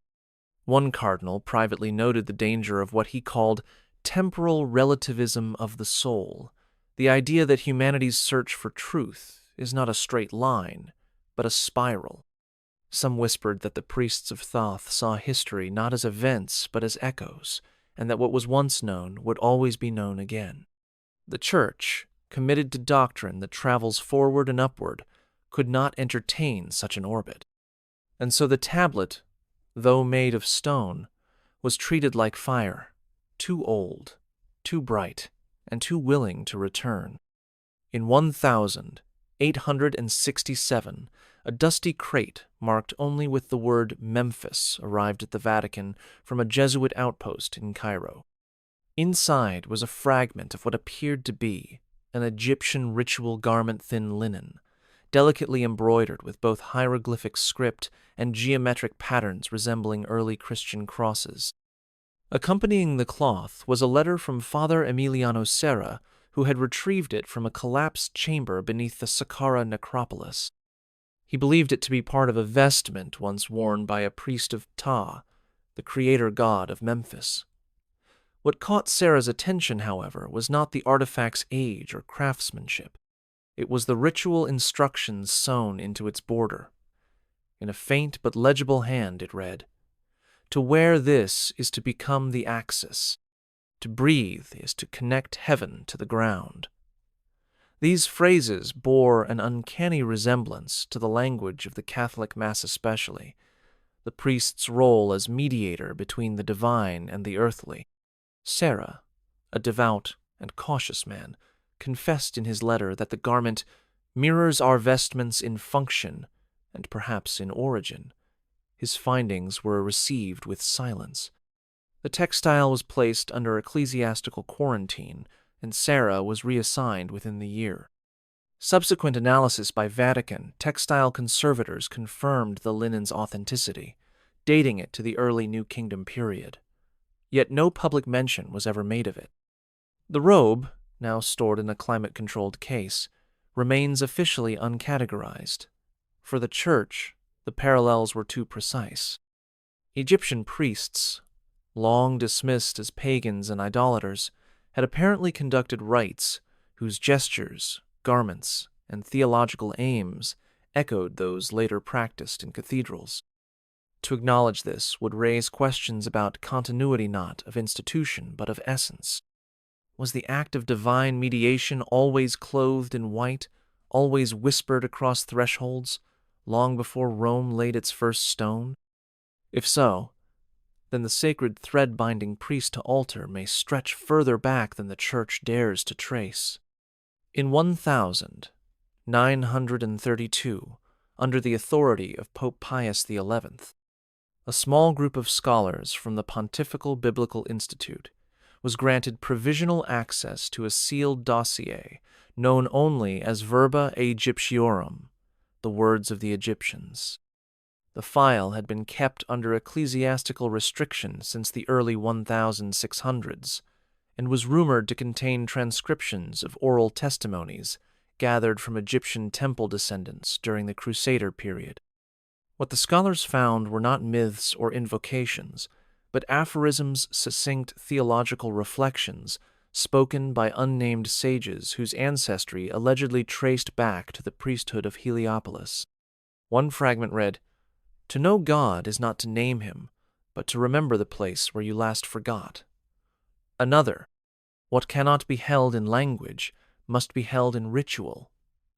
These expressions echoed core themes in Christian mysticism, particularly those espoused by figures like Meister Eckhart or St. John of the Cross, who spoke of divine silence, interior darkness, and the inadequacy of words before God.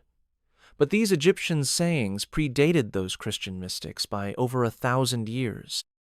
The scholars prepared a brief internal report and proposed that the fragments be classified as proto-philosophical and studied further. Instead, the entire dossier was reclassified under obscura non-declaranda materials, not to be disclosed. The reasoning, though not written formally, was clear. If the wisdom of the ancients mirrored the contemplative heights of Christian mysticism, then perhaps the spiritual ascent toward God was not uniquely Christian, but universal, discovered again and again by seekers in temples, deserts, and hidden schools long before the Church was born. One theologian wrote privately, "It is not that they reached the same summit, it is that they climbed from the other side." The Church chose silence. The words of Egypt, though translated, were never spoken aloud again. But still they wait, tucked in drawers beneath Rome's golden halls, testaments not to heresy, but to the quiet memory of truth spoken long before the cross. In 1614, a papal librarian named Father Silvano Cordelli was tasked with evaluating a shipment of manuscripts acquired from a Venetian trader who claimed to have received them from monks in the Wadi Natron region of Egypt. Most of the documents were worn Coptic sermons and monastic rules, unremarkable, save for one vellum-bound volume titled De Regno Subterraneo, of the Subterranean Kingdom. The text was anonymous and undated, but its pages described in obsessive detail a vast system of underground chambers and passageways said to stretch beneath the Nile, connecting temples, tombs, and sanctuaries in a network of symbolic geometry. The writer insisted that this labyrinth was not simply a physical construction, but a mirror of the soul's descent into self, where each chamber represented a trial of memory, fear, and silence. Within one of these imagined or remembered chambers, the author described a stone marked with 7 concentric circles, each labeled with names of virtues and vices in both Greek and Egyptian glyphs. At the center was a single unmarked eye. The Vatican scholars reviewing the manuscript noted with concern that the structure bore similarities to the medieval Christian concept of purgatory, specifically Dante's Purgatorio, which was published nearly 3 centuries before. The parallels were unnerving. Had Egypt envisioned a purgative afterlife long before Christian theology formalized it? Had monks in the desert preserved that map in secret? And more disturbingly, had someone in Europe read it before Dante wrote his verses? The manuscript was never condemned, but it was never cited again. Father Cordelli's notes were brief. An architecture of the soul too vast for doctrine. De Regno Subterraneo now lies filed in a drawer marked Fabulae Theologicae, alongside texts the Church could neither affirm nor erase. Whether the labyrinth was metaphor, memory, or something real is no longer the question. What matters is that someone once believed the soul did not rise in a straight line, but descended first, deep and alone, through the earth of its own history.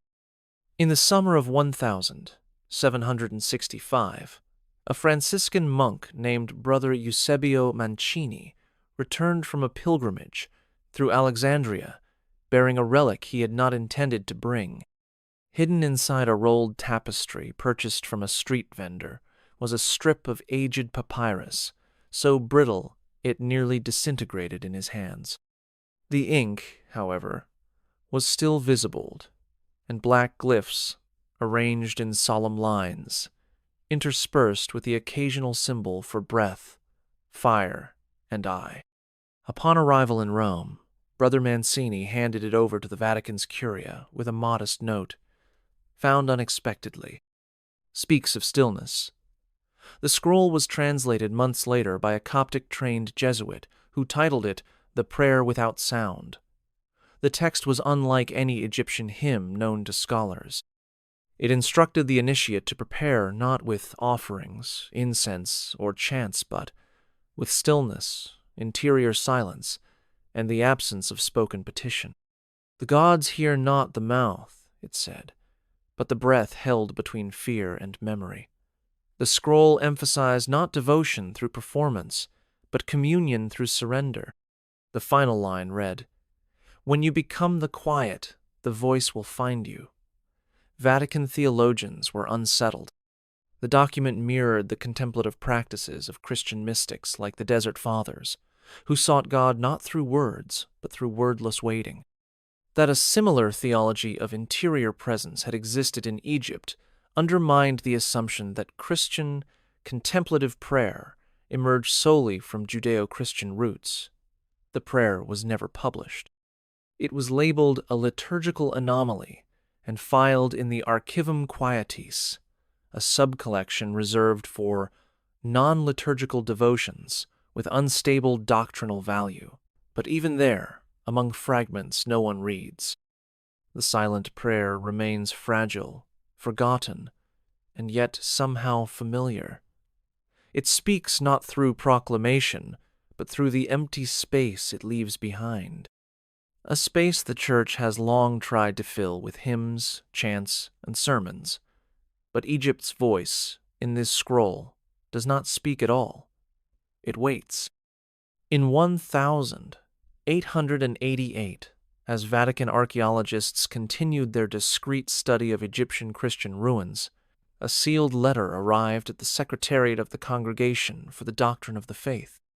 It bore no return address, only the word Thebes in faded ink, and enclosed within it was a single page of parchment, carefully preserved between two sheets of linen. The text was written in early Sahidic Coptic and bore the title Epistole tou skotenu photou, the Epistle of the Dark Light. It read more like a poem than a letter, and though brief, its message was as enigmatic as it was haunting. It spoke of a light that does not shine, but reveals, and a fire that does not burn, but remembers. It described a presence hidden beneath temples and cathedrals alike, older than books, older than names, and ended with a final line that lingered. We were not the first to kneel. Scholars within the Vatican debated its origin. Some believed it to be a Christian-era apocryphal text, possibly Gnostic, possibly poetic metaphor. But others recognized in it something older, something that carried the cadence and vision of pre-Christian Egyptian theology, where light was not merely illumination, but the unveiling of hidden order. The text made no direct challenge to Catholic doctrine. It simply suggested a longer story one in which humans had sought the divine in many temples, through many fires, long before Scripture was canonized. Rather than risk theological ambiguity, the letter was placed in a private archive labeled Lucerne Negate the Denied Lamps. No official record was made public. And yet, its final message has stayed with those few who've read it. That to kneel is not invention, that awe was born in the dust of forgotten sanctuaries, that before the cross, before the creed, there were hands raised to the stars and breath held in silence, waiting for the same answer we still seek.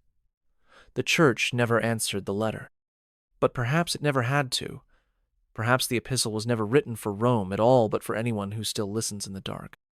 In 1924, under the guidance of the Vatican's Oriental Institute, a sealed clay jar was delivered to Rome from a Franciscan mission operating near Com Ombo. The jar, unearthed during a local construction project, contained a scroll written on what appeared to be treated palm fiber denser and darker than papyrus. Its script was a hybrid of ancient Egyptian symbols and early Christian monograms, and its content defied easy categorization. The document, referred to in internal Vatican correspondence as Formula Domus Caeli, the blueprint of the House of Heaven described in precise architectural language a sacred structure not built of stone, but of memory, proportion, and sound. The writer whose identity was left unnamed claimed this temple could be accessed not physically, but ritually. Through rhythmic steps, melodic breath, and measured stillness, the practitioner could walk its corridors, ascending through its invisible chambers toward divine contact. The blueprint described 7 levels, each with their own tonal key, and concluded with a chamber without name, without voice, where only truth may enter. Jesuit architects brought in to examine the scroll's geometric patterns noted strong similarities with sacred proportions found in both Gothic cathedrals and ancient Egyptian temples, particularly those dedicated to Horus and Amun. Some within the Church proposed that this document reflected a universal mystical architecturon that emerged in different ages under different names. But that suggestion was quickly silenced. To acknowledge that the Vatican's most sacred spaces echoed blueprints found in Egypt would be to admit that divine geometry was not revealed in a singular moment of Christian grace, but remembered from something older. And so, Formula Domus Caeli was sealed in the private vault of the Office of Sacred Architecture, and never mentioned again. The scroll remains intact, its geometry remains untested, but those who have read it say the proportions hum with familiarity, as though every sacred space cathedral, chapel, or chamber of the hearths always pointed toward the same invisible temple built beneath memory itself. In 1803, during a period of cautious détente between the Papal States and Napoleon's regime, a French officer turned antiquarian named Louis, Etienne de Vautrin, donated an unusual artifact to the Vatican in exchange for protection from charges of relic smuggling. The object, wrapped in waxed linen and bound with a cord of palm fiber, was a black onyx amulet carved in the shape of a seated lionet's base, etched with a phrase in Demotic script that translated simply as, "He who guards the mouth of the sun." Vautrin claimed the amulet had been found near the ruins of Leontopolis, a site once sacred to the cult of the lion, headed goddess Sekhmet. Upon examination by Vatican scholars, it was discovered that the phrase matched a passage in a much older Egyptian funerary text tone, rarely cited and never translated in full. The passage described a guardian at the threshold of spiritual knowledge, a being who did not protect the seeker from evil, but from too much light. In a parallel file within the Vatican Archives marked Custodes Radii was a brief commentary written in the mid-1500s by a Coptic monk who had fled Ottoman persecution and found refuge in Rome. He claimed that the Church's understanding of divine revelation was incomplete without knowledge of those who stand between light and blindness. The implication was subtle but dangerous. Not all spiritual knowledge, he warned, is meant to be received at once. Some must be tempered, filtered, guarded lest it destroy. For centuries, the Church had taught that divine truth was a gift, fully revealed in Christ. But here, buried in an Egyptian amulet and an obscure monastic warning, was the idea that even divine light must be veiled, that mystery is not the absence of knowledge, but its mercy. The amulet was never displayed. It remains in a drawer lined with lead, lightless, untouched, perhaps not out of fear, but out of reverence. Some doors, after all, were never meant to open in daylight. In 1731, a Jesuit linguist named Father Ignacio Pellegrini completed a confidential report for the Congregation for the Doctrine of the Faith after returning from a 5-year mission in the Fayum region of Egypt.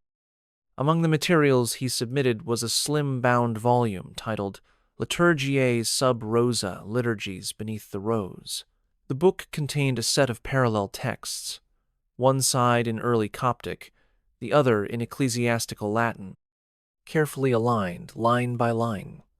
The content was a comparative translation of ancient Egyptian hymns to the god Amun with Catholic prayers addressed to the Holy Spirit. Pellegrini's intent was scholarly to demonstrate the possible linguistic evolution of theological vocabulary, but what he discovered unsettled his superiors. The hymns and prayers, separated by over a millennium, shared not only rhythm and tone, but metaphor. Both described the divine as the breath who is not seen, the flame that teaches, and the voice who lives in silence. These were not superficial poetic coincidences. They revealed a conceptual lineage, perhaps an unconscious inheritance linking Egyptian temple worship to the inner language of Christian devotion. Pellegrini, in his commentary, posed a difficult question. Is it heresy to suggest that men have always prayed to the same fire, only by different names? The Vatican's response was swift. The report was classified, the translations archived under Varia Devotionalia non approbata, and Pellegrini was reassigned to administrative duties. He died 2 years later, his study never published. The volume remains deep in the archive, its pages undisturbed, its message unspoken, but its implications linger. That perhaps what the Church came to call revelation was not a thunderclap in history, but the long echo of older voices, whispered in stone chambers, sung to gods with hidden names, and carried forward, prayer by prayer, into the sanctuaries of Rome, not to challenge the divine but to remember how many have tried to touch it. In 1695, the Vatican received a set of scrolls smuggled out of a Nubian monastery near the ancient Egyptian border of Elephantine. The courier, a Maronite trader named Elias Dabas, had been paid to retrieve theological texts, thought to have been lost since the fall of the Christian kingdom of Makuria centuries earlier. What he delivered was far more unusual. The scrolls, written in Coptic with Nubian glosses, contained a hybrid cosmologion in which the resurrection of the body was not a future event, but a daily spiritual labor. One passage read, "The bones awaken when the breath remembers." Another described the soul not as a singular essence, but as a composite of parts light. Name, shadow, and silence each, requiring its own purification. These ideas, though foreign to Catholic doctrine, bore striking resemblance to Egyptian funerary beliefs stretching back to the Book of the Dead. But here they had been reframed in Christian terms. The resurrection not as a divine reward, but as an internal alignment with divine order, forged in life through suffering, solitude, and memory. A Vatican theologian, reviewing the documents in 1701, noted privately, "It is as if Christ walked once through Egyptland. Some part of Egypt listened longer than we knew." The scrolls were classified and stored under Doctrina Extra Canonum, a category reserved for theological texts deemed non-heretical, yet incompatible with official teaching. The Church made no public mention of the Nubian cosmology. Perhaps it was afraid that if the faithful learned resurrection had once been practiced, not promised, the future of the soul would no longer belong solely to the Church. And yet, the scrolls endure. Shelved in a quiet chamber beneath frescoed ceilings, they remain unspoken, unread. But their vision is clear. That to be reborn is not to wait for heaven, but to awaken here, now, piece by piece, under the eyes of gods and saints who still remember the shape of the soul. In 1839, during a quiet recataloguing of neglected missionary records, a young archivist named Giovanni Leoni stumbled upon a document that had gone unexamined for over a century.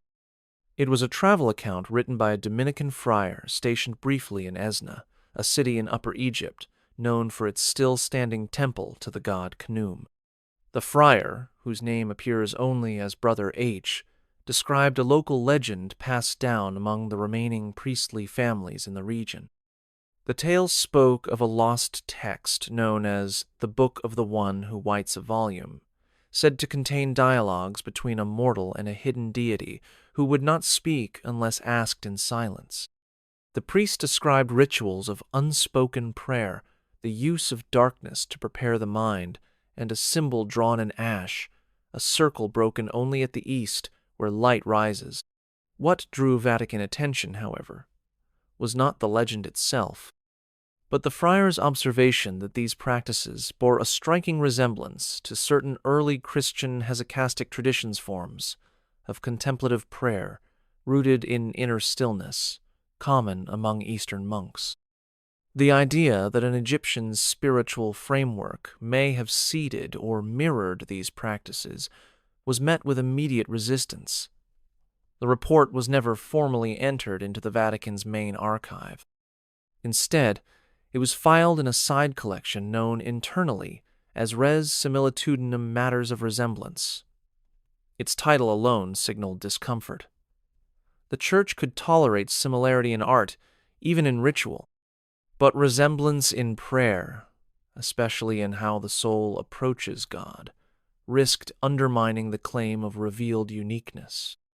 Yet the story remains, fragile and yellowing, the broken circle still traced in the margins. What if the divine does not favor novelty?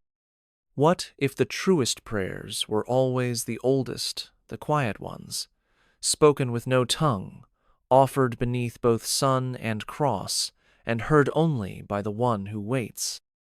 In 1748, a Vatican scribe cataloging relics for the Office of Sacred Rites uncovered a peculiar item misfiled among the annals of early Christian martyrdoms. It was a narrow bronze plate, no larger than a human palm, engraved on both sides. One side depicted a stylized cross its arms, subtly curved, not unlike the ancient Egyptian ankh. The other side bore a short inscription in Coptic: "Life opens not through death, but through offering."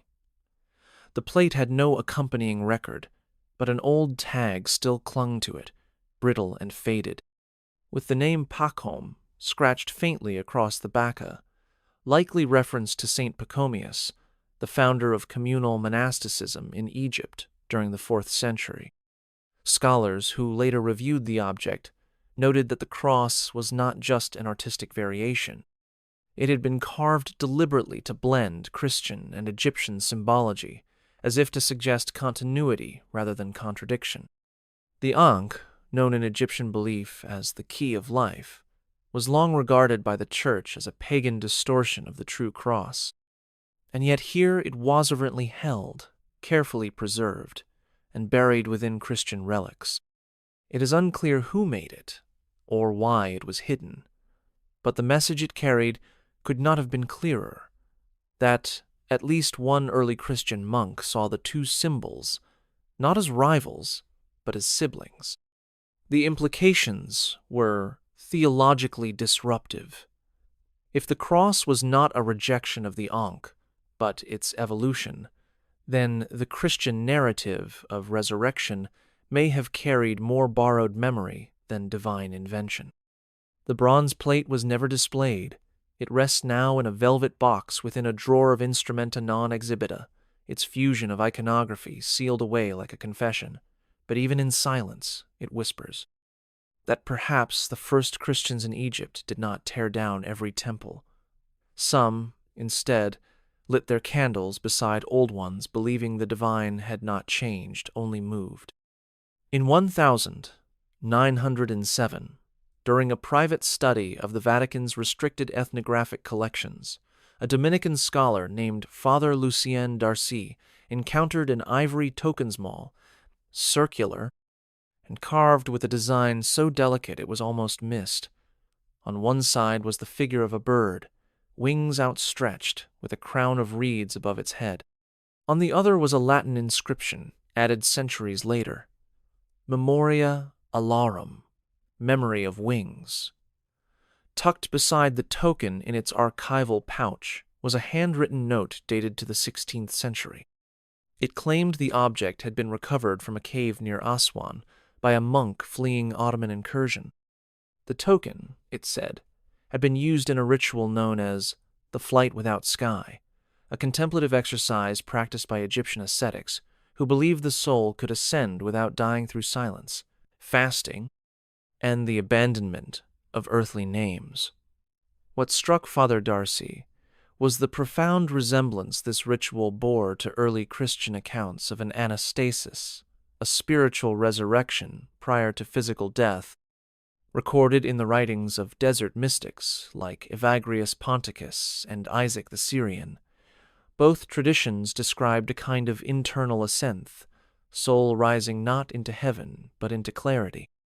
If the Egyptian rite was indeed older, then Christian mysticism had not emerged from nothing. It had found fertile ground where such practices already existed. The Church, faced with these uncomfortable parallels, chose to file the token in a sealed drawer within the Archivum Orationis Arcanithi archive of hidden prayer. There it remains, unspoken of in public doctrine, its wings folded in ivory. It is not a relic of heresy, nor a threat to belief, but it is a reminder in silence that many have risen in spirit long before their time, and that the oldest flights did not begin with words, but with memory, breath, and a turning inward so complete it needed no sky. In 1786, while preparing a private collection for shipment to the Vatican Museum, a papal emissary stationed in Alexandria documented an object so strange it was nearly returned without examination. It was a flat, circular disc made of alabaster, no larger than a plate, with a polished surface so smooth it reflected the face with a slight distortion curved, elongated, almost unrecognizable. Around its edge, however, were faint incisions, not hieroglyphs, but tiny pictograms of eyes, mouths, and ears, alternating in a repeating pattern. The accompanying note, written in Arabic, referred to the disc as the listening mirror of Anubis. The Vatican's first assessment dismissed it as decorative, but when light from a candle passed over the surface, some claimed the reflections twisted not unnaturally, but in patterns suggestive of movement, like sound vibrating through stillness. A Franciscan archivist with knowledge of Egyptian funerary rites suggested that the disc might have been used not to see the dead, but to hear them. This interpretation was quietly recorded, then filed under Mirabilia Silentia Wonders of Silence. What disturbed the Church was not the idea of communicating with the dead, which had long been condemned, but the possibility that the object served a ritual function of remembrance. Egyptian priests believed that the soul persisted through attention, that to be remembered was to remain partially alive.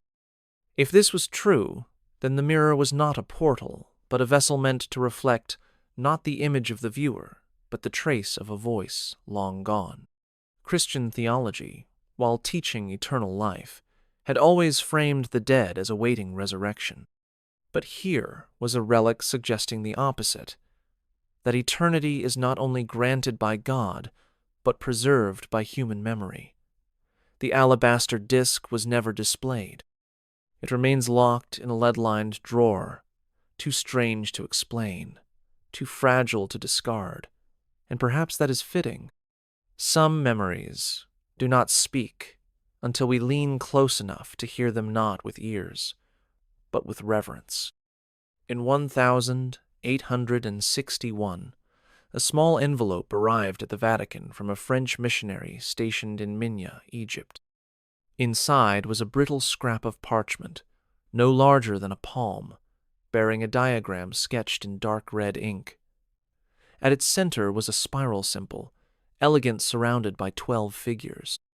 These were not depictions of gods or apostles, but abstract silhouettes, each carrying a tool, a reed, a cup, a mirror, a flame. At the top of the parchment was a short line in Coptic, "The Watchers of the Returning Hour." The missionary's letter explained that the parchment had been found buried beneath a crumbling pillar of a ruined temple once dedicated to Thoth.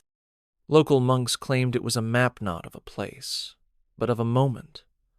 They believed it referred to a rare celestial alignment, a returning hour when divine presence became accessible through ritual.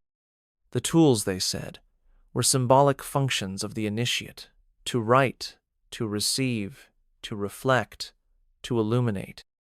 When Vatican scholars reviewed the parchment, they noticed something far more disquieting. The structure of the spiral, its proportions, and the placement of its 12 figures bore a striking resemblance to medieval Christian zodiac manuscripts found in the monastery libraries of Monte Cassino. One cardinal remarked that the parchment suggests a convergence too precise to be imagined, too distant to be comfortable. If both traditions, separated by geography and doctrine, had mapped spiritual time using the same form. Then Egypt's conception of sacred rhythm had survived, disguised perhaps, but never forgotten. The document was placed into the Vatican's Chronotheca Obscura, the archive of suppressed cosmologies. It remains there still, filed under silence.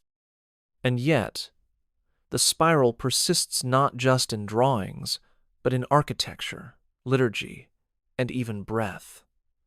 It suggests that time, like truth, does not always move forward.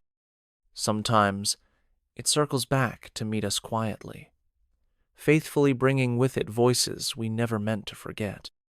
In 1954, a Jesuit astronomer stationed at the Vatican Observatory in Castel Gandolfo made a quiet request to the Apostolic Archive.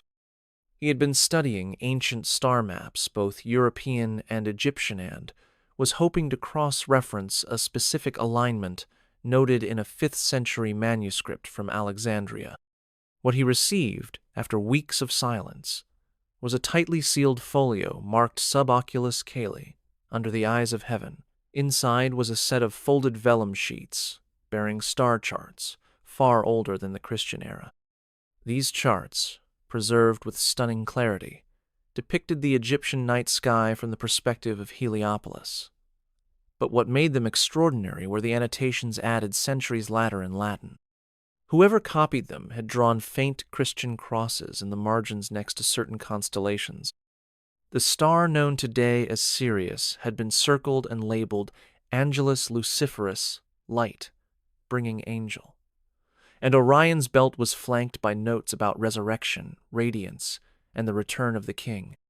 The alignment being studied, the astronomer noted, would next occur in 2012 a year, surrounded by global fascination, apocalyptic predictions, and esoteric theories.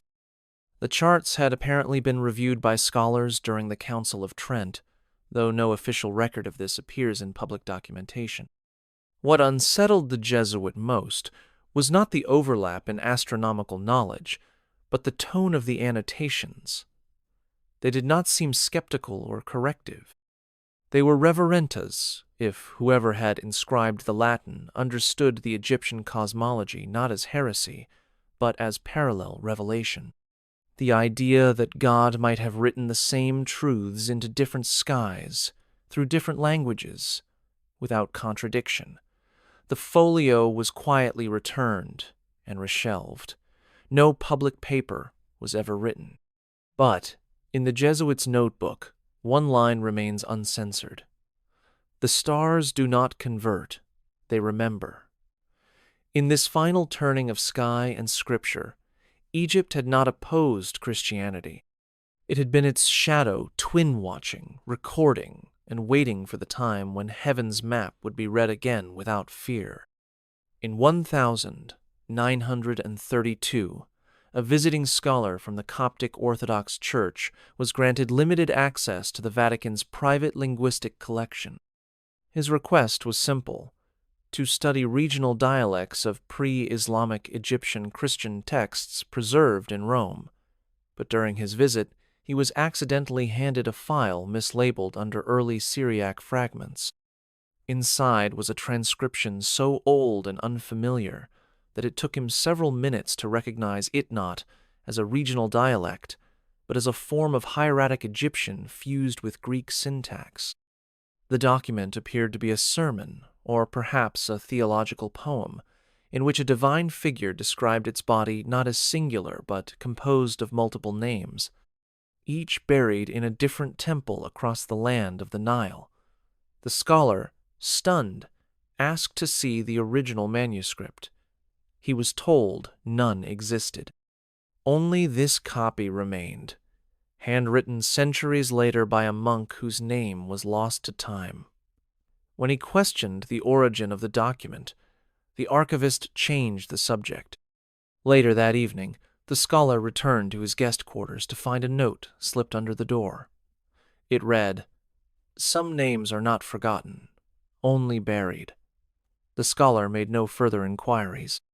He returned to Egypt within the week and never published the fragment. But in a letter to a colleague, preserved now in Cairo, he wrote, "I have seen something more ancient than any of our books. It speaks in voices I did not know the Church remembered." And yet, there it was speaking still. Today, the file remains stored in the Lingua Vetus Obscura section of the archive, its existence unacknowledged in any catalogue.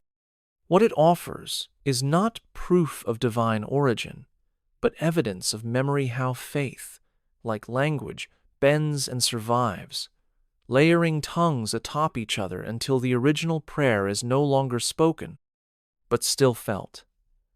In the shadows of the Vatican, Egypt speaks not loudly, but with the patience of stone. In 1614, during the papacy of Paul V, a cardinal working under the Congregation for the Doctrine of the Faith received a sealed crate marked simply with the initials A.M. No official records exist explaining how it arrived in Rome, but the inventory made by the cardinal's scribe listed its contents in careful script: one statue, one scroll, and a small vial of black resin sealed in wax. The statue, carved from basalt, depicted a human figure with the head of a lioness. The scroll was written in Demotic Egyptian, and the vialno, larger than a finger, was labeled Res Sanguinis Bastet, the matter of Bastet's blood.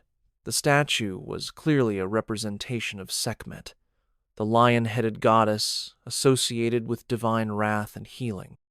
But the scroll revealed a far more complex theology. It spoke of a ritual where the blood of the goddess, if awakened during certain lunar phases, would bring either destruction or clarity. What stunned the cardinal was the comparison made in the marginal Latin notes added later by a Jesuit. The writer drew links between the figure of Sekhmet and the imagery of the Book of Revelation, the woman clothed with the sun, crowned with stars, who brings both agony and redemption. In Egyptian theology, Sekhmet could annihilate or renew. In Christian eschatology, the woman could deliver the Savior or witness the end, both divine, both dangerous. The parallels were too explicit to ignore. The scroll and vial were never destroyed, but they were never discussed again. They were locked in a wooden reliquary labeled Non ad publicandum not, for publication.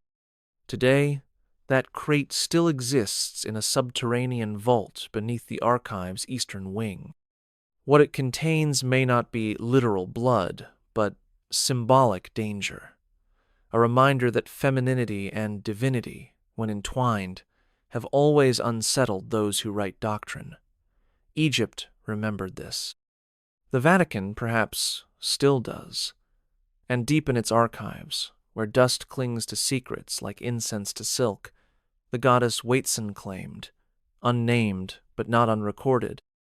In 1859, a Benedictine monk tasked with transcribing texts from the suppressed Index Librorum Prohibitorum stumbled upon a manuscript misfiled under medieval heresies. Bound in goat leather and marked with an unfamiliar sigilla stylized lotus growing from a cruciform base, bore no author's name.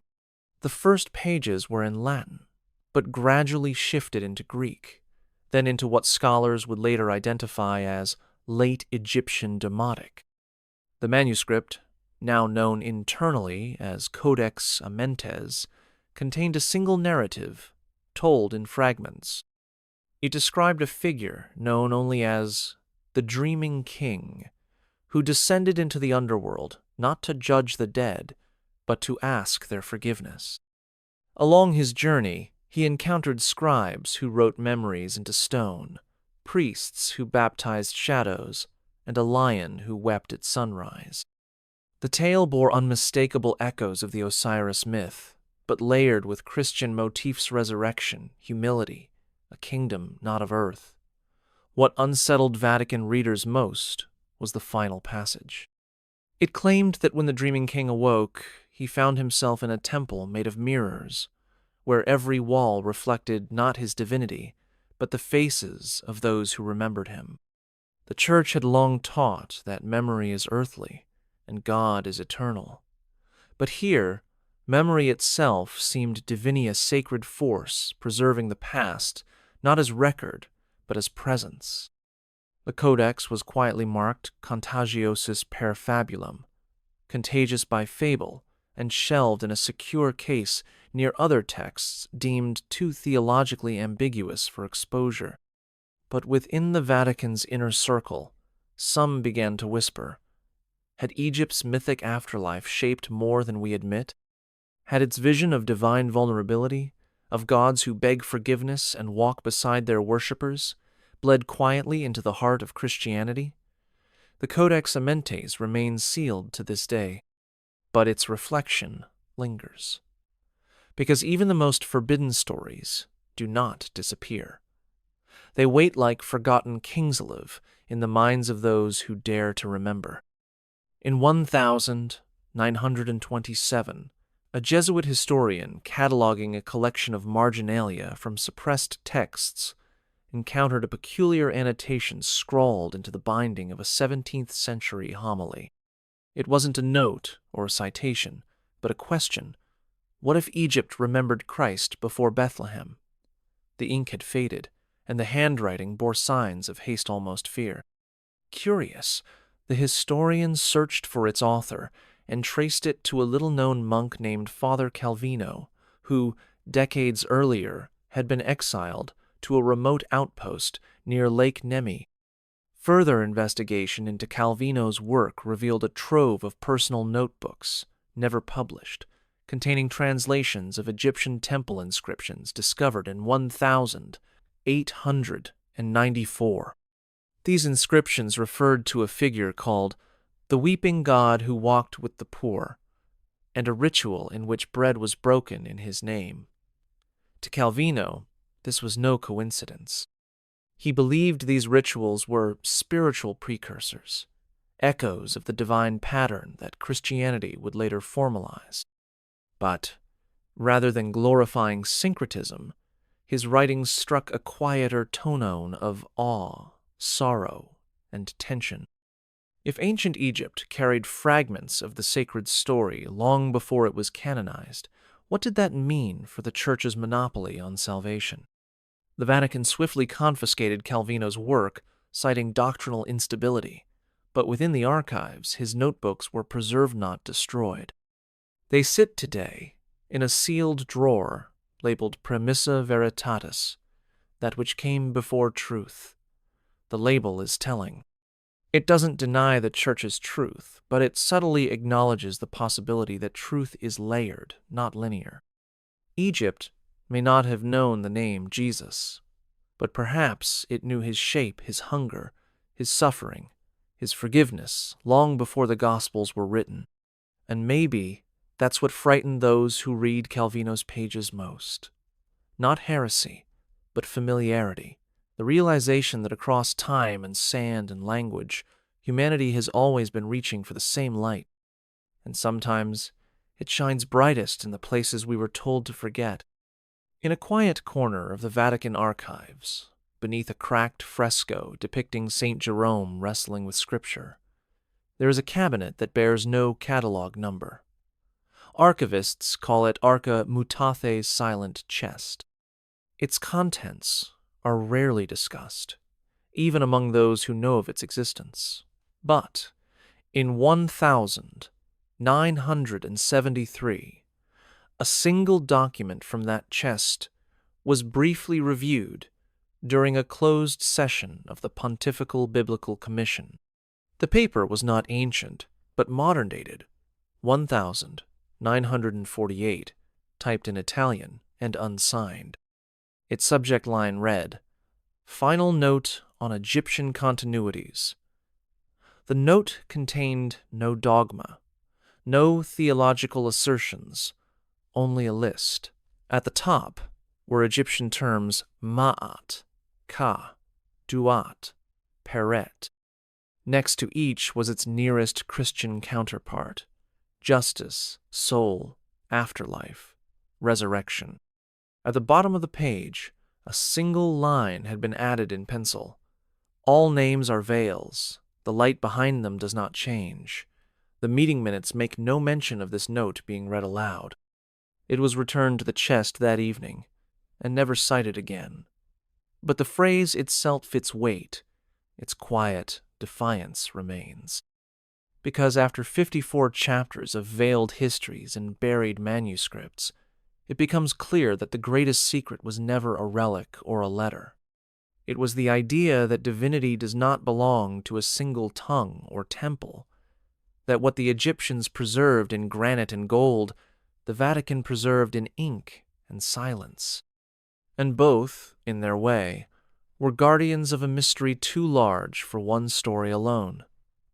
In the end, Egypt's greatest legacy may not be its gods, its kings, or its monuments. It may be its patience, its ability to bury truths not out of fear, but faith that someday, somewhere, they would be heard again. And now, as these archives slowly open, as ancient names flicker back into our collective memory, perhaps the silence is lifting, perhaps the light behind the veils is beginning to speak once more.